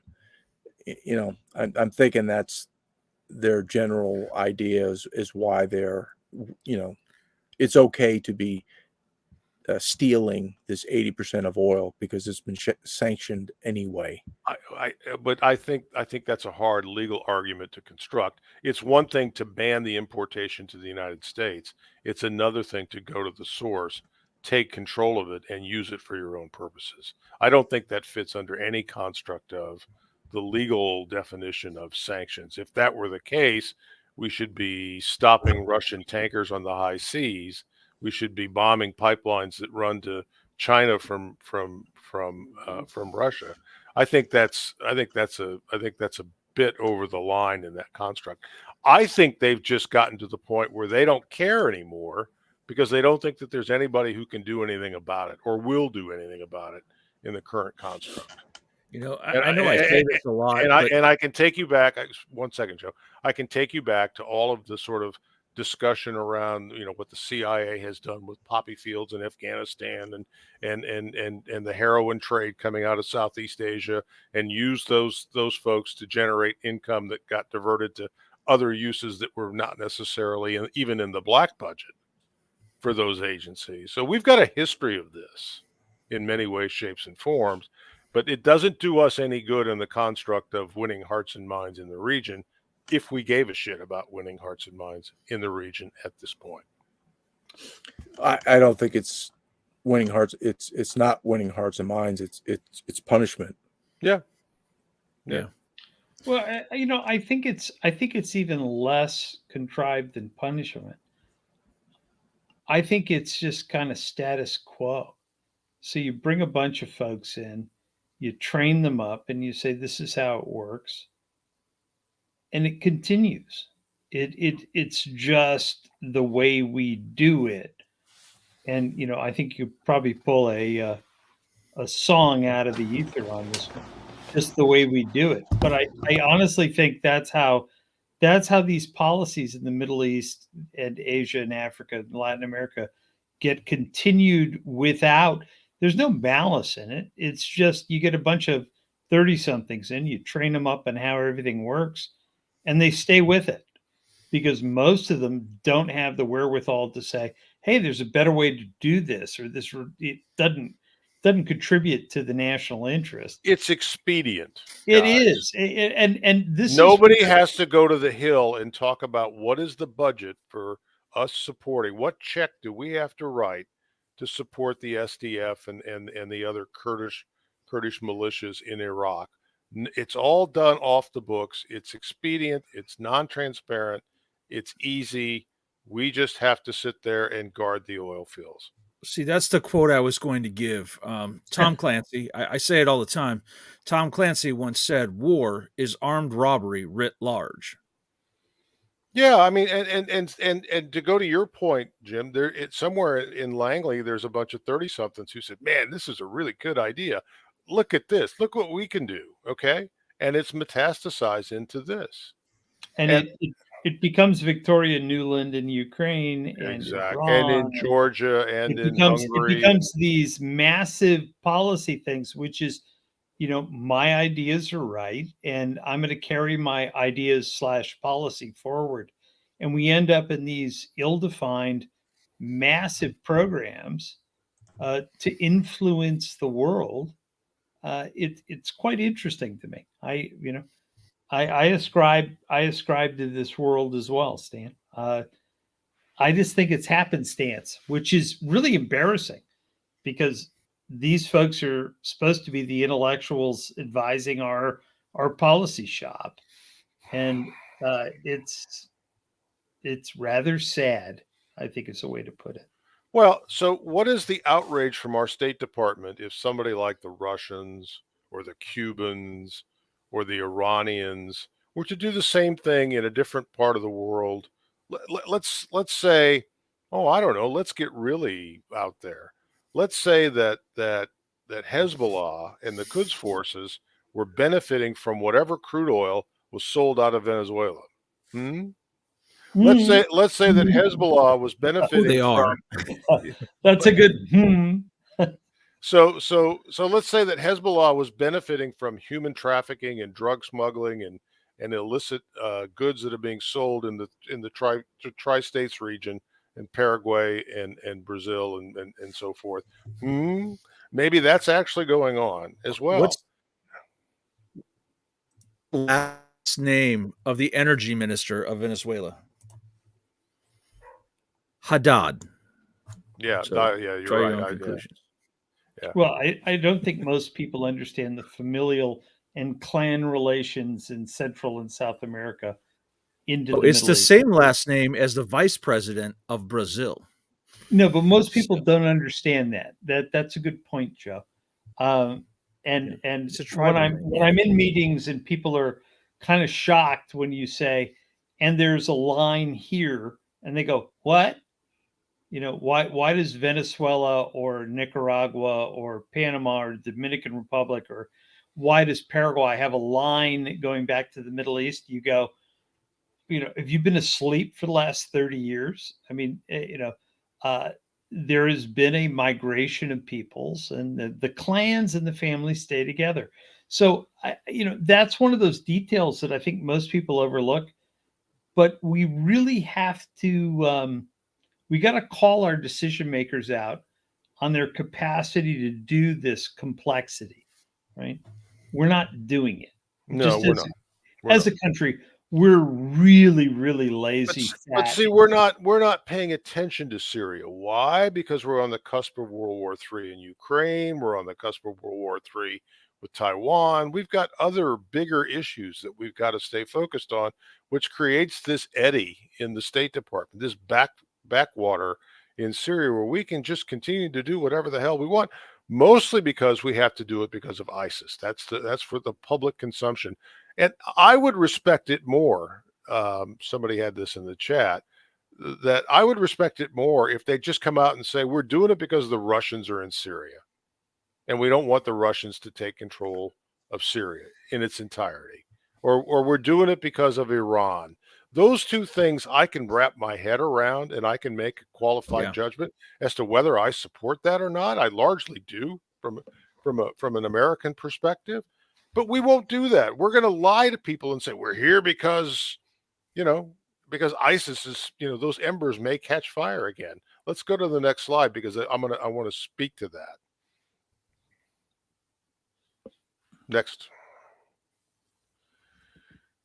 Recent ISIS attacks in the Syrian deserts carried out with U.S. support. Now, this is an article you have to read with some skepticism because it also is in the cradle, and it's not put together very well. But my point is not to argue whether it's right or whether it's wrong. My point is, if you look through the looking glass and you look at the other side, what are our actions enabling other people from a propaganda perspective to say to their parties? Okay. And here's this, and this is the longer article. This is just an excerpt of it. But here's this piece where they talk about, basically we're keeping ISIS alive because it's the reason why we can go back to Congress and say we got to stay there because ISIS is still there. Then that is some complicated bullshit. Well, I just love the truffle harvesters. I was just gonna say. Truffle harvesting was so fraught with danger. Oh, I'm sorry, Joe. No, it's fucking brilliant. These are strategic truffles, so I understand that part. Golly, they were doing the truffle shuffle. Look, there were no pigs harmed in the truffle incident. But everybody's rising to the truffles. Duke of Malta. I mean, we're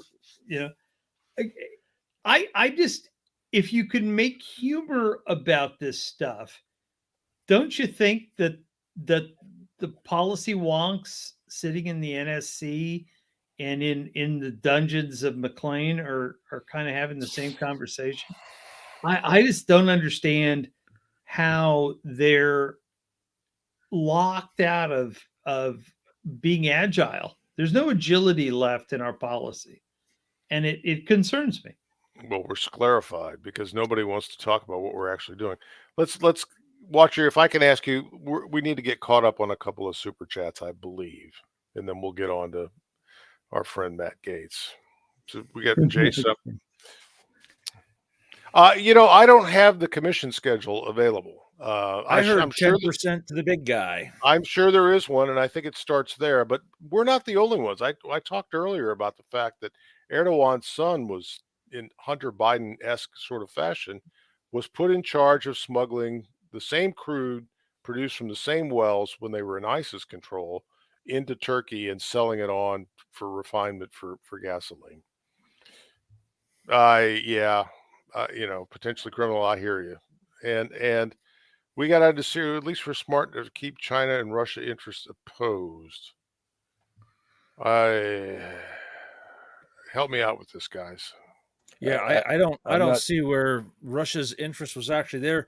Russia was simply in the beginning attempting to secure Latakia that they have held for decades, right? It just expanded. I would challenge it didn't expand to supporting Assad until we put troops on the ground.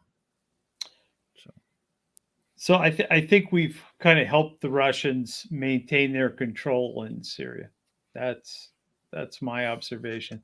But on the commodities thing, what we've done is created a vacuum in the availability of capital and truffles. Yeah, truffles. So the truffles are really interesting.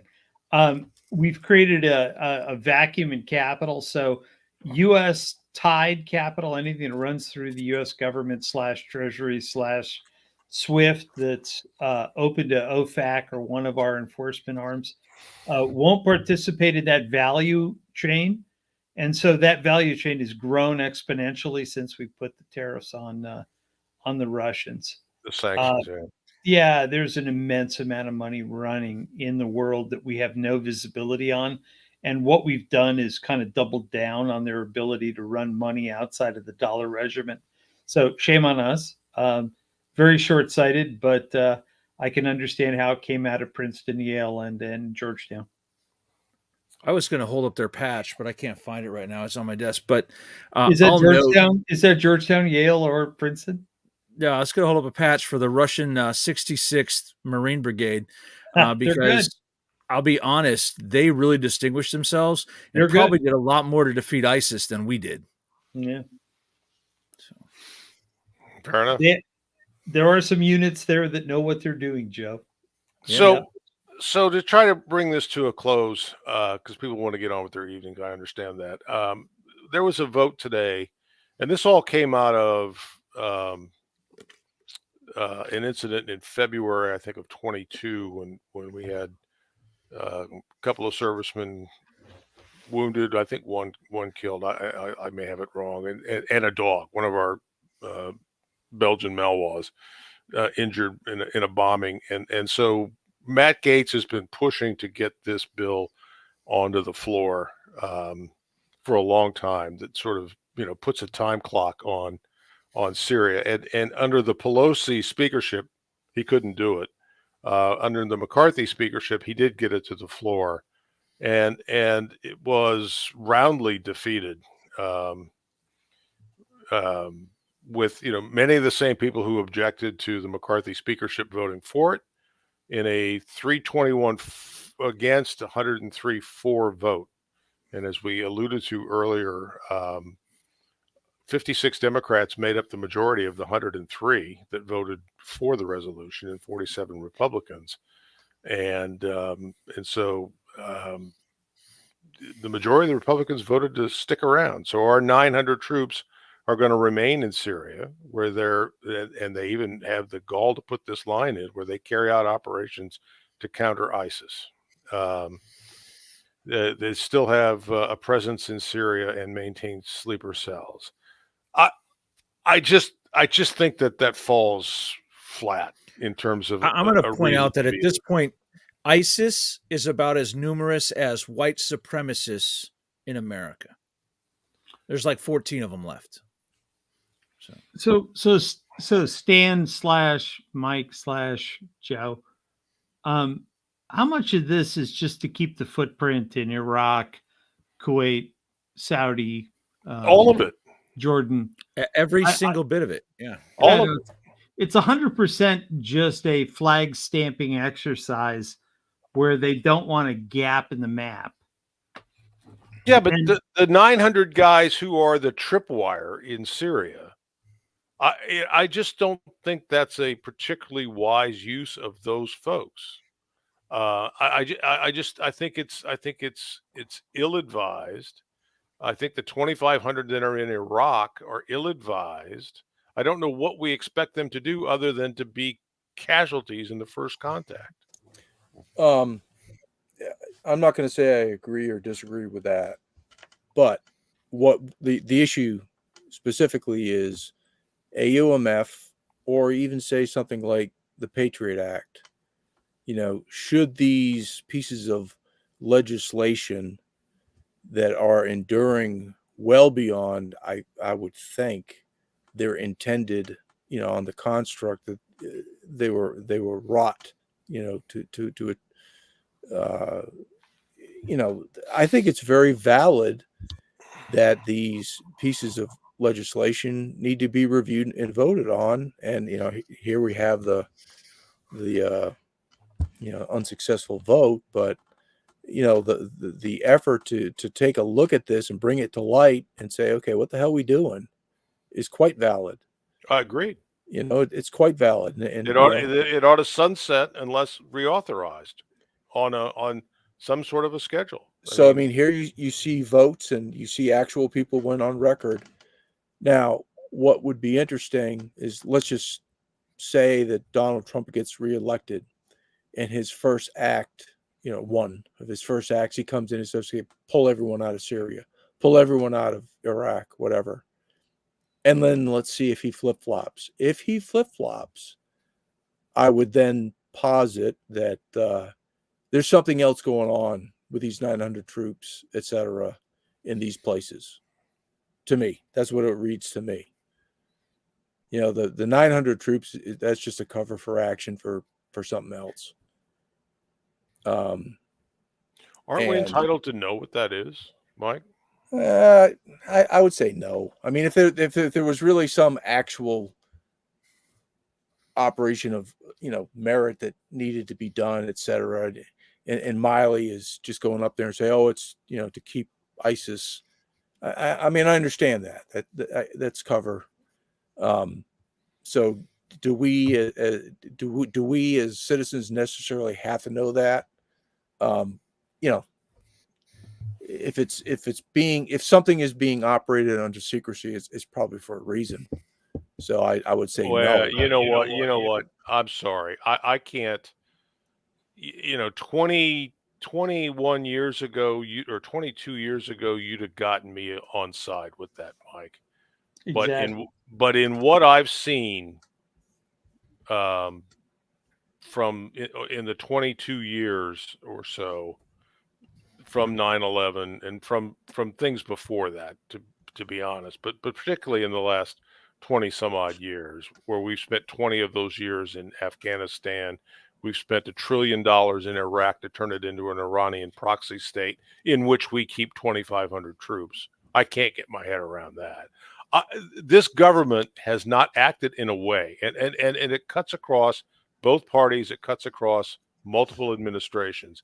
They've not acted in a way where I, as a citizen, am prepared to give them the benefit of the doubt, because I've done it for 20 some odd years, and I've been disappointed about it every time I've done so, because they've always acted in a way that I think is counterproductive to actual U.S. interests. I don't disagree. I really don't. As just a matter of business of the way things should be done, if there were a policy driving that made sense, I can see the rationale for these untruths that are being told. I understand that. Said simply, Mike. Said simply, real quickly. Said simply. You know what? If you went back and you looked at the context of World War II, you and I would be on the same page with that. Yeah. That's what I don't want to finish. Yeah. However, comma, our track record of success is lacking.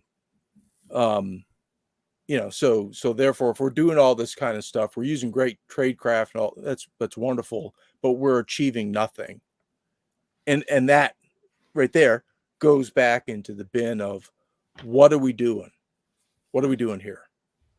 If we, and if there is, and I'm just fantasizing, there's some great strategy. When are we going to see some results?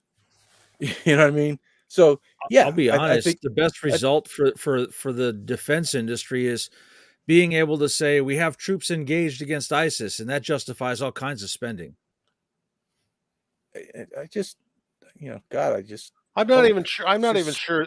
There's not. Look, in the context of $850 billion a year for defense, okay, 3,400 troops, combination of 3,400 troops in these two places are a fucking rounding error. Even if they got up every day and shot shit off at people. I mean, it's not that. It's not necessarily the spending side of this equation that troubles me. It's just we don't know what's going on. It's like we're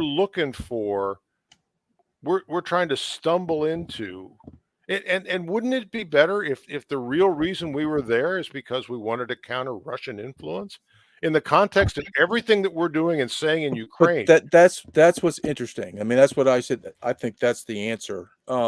That's what's interesting with everything that's going on with the charm offensive that we've had since the State of the Union regards to Russia and let's finish this.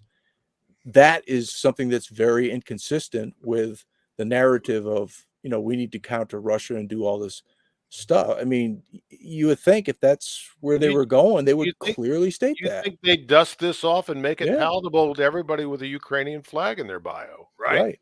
It'd be it's the path of least resistance.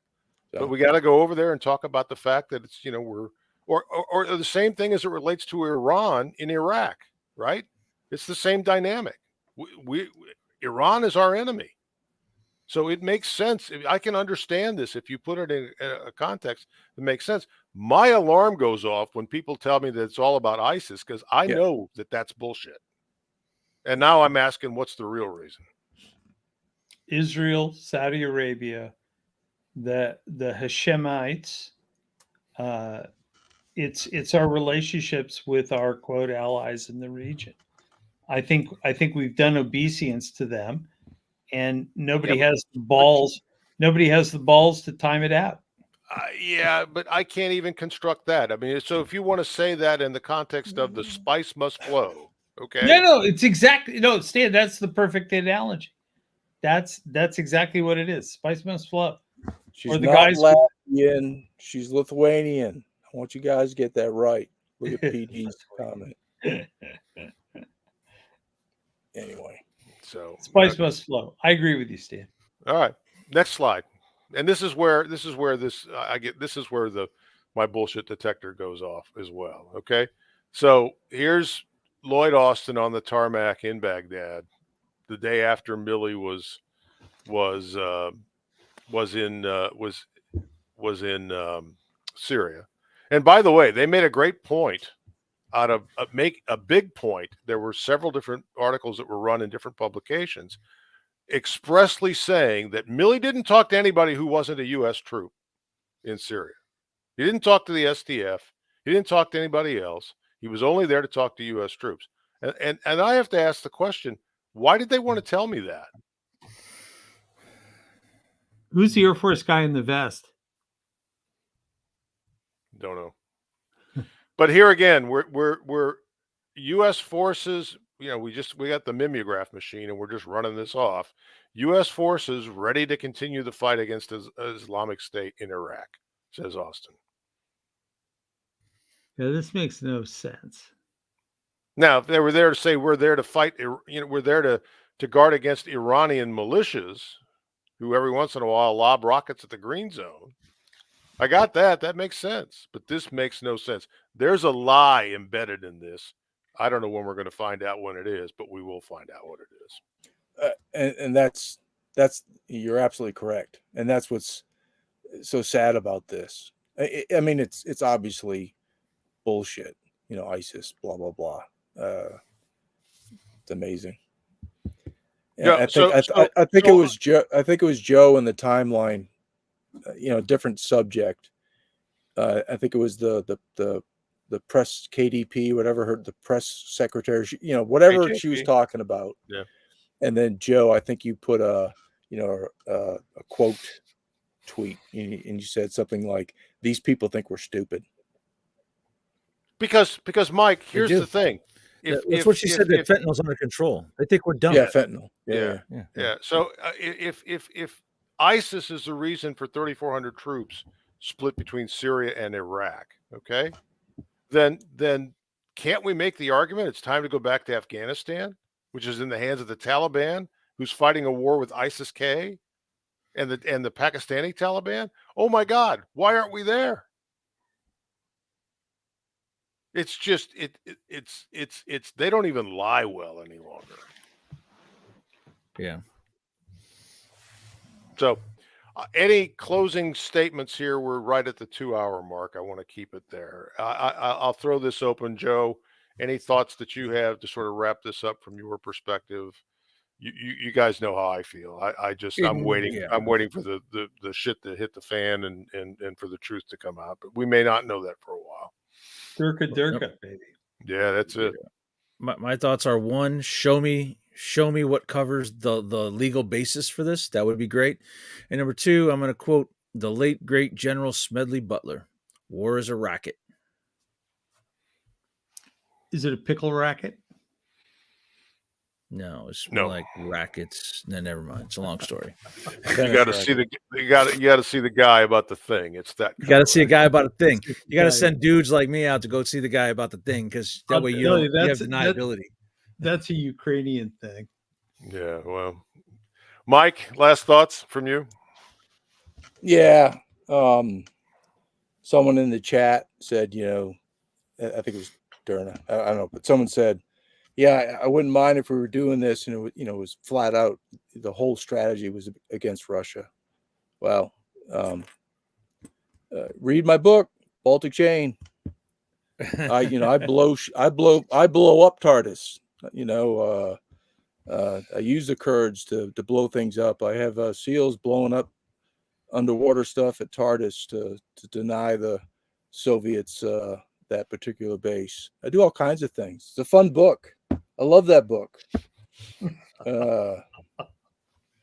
Y'all should read it. And you will too when you buy it. Go buy Mike's book. I've read the book, Mike. Go buy my damn book. Yeah. It's a great read. Yeah, he's got a ring to buy. I mean, Jesus Christ. I mean, give the guy a break. Ring. Yeah. Ring. No, dude. He's got to pay for her visa first. Dude. Hell no. I just wanted to make sure you're paying attention. Okay. All right. And James, wrap it up for us. Guys, it's always an honor to talk with you about these things, because you've actually been there and done that. I've been there and watched that. I mean, I'm kind of the outside observer. This just causes me some discomfort. I think all of this causes me discomfort because we just don't have policy. And I kind of look to the National Command Authority to be my policy generator, and they failed me for about 25 years. So it's been interesting. And folks like you have had the missions to go out and deliver on the pieces of policy. Having you be able to look at what we're talking about and what Stan and I and Watcher talk about, it's an interesting gap analysis, I think is the way I'd put it, from a risk management world. We have some serious work to do as a country. So thanks for doing that. And I enjoy coming out here and having the chat. And I really hope we just get our boys out of the desert, because it doesn't make a whole lot of sense at this point. Watcher, any final thoughts from you? Be excellent to each other. Thanks for the donations. We really appreciate you. Words to live by. In terms of future Privy Councils, I think I shared with you folks that we're going to do, and I'm not sure, it'll probably be about 3 weeks from now. We're going to do a special show on quantum computing, and with the push towards autonomous this and autonomous that, um, and one thing and another, and the emphasis that the DoD is putting on artificial intelligence, which is only as good as the quantum computing behind it. We've got some folks who are involved in one of the lead contractors for the Pentagon on the quantum computing side that are going to come in and talk to us about this. And I want to do our homework and really make that show pretty special. So that's coming up. We're probably going to talk about Georgia in the next 2 weeks. Why?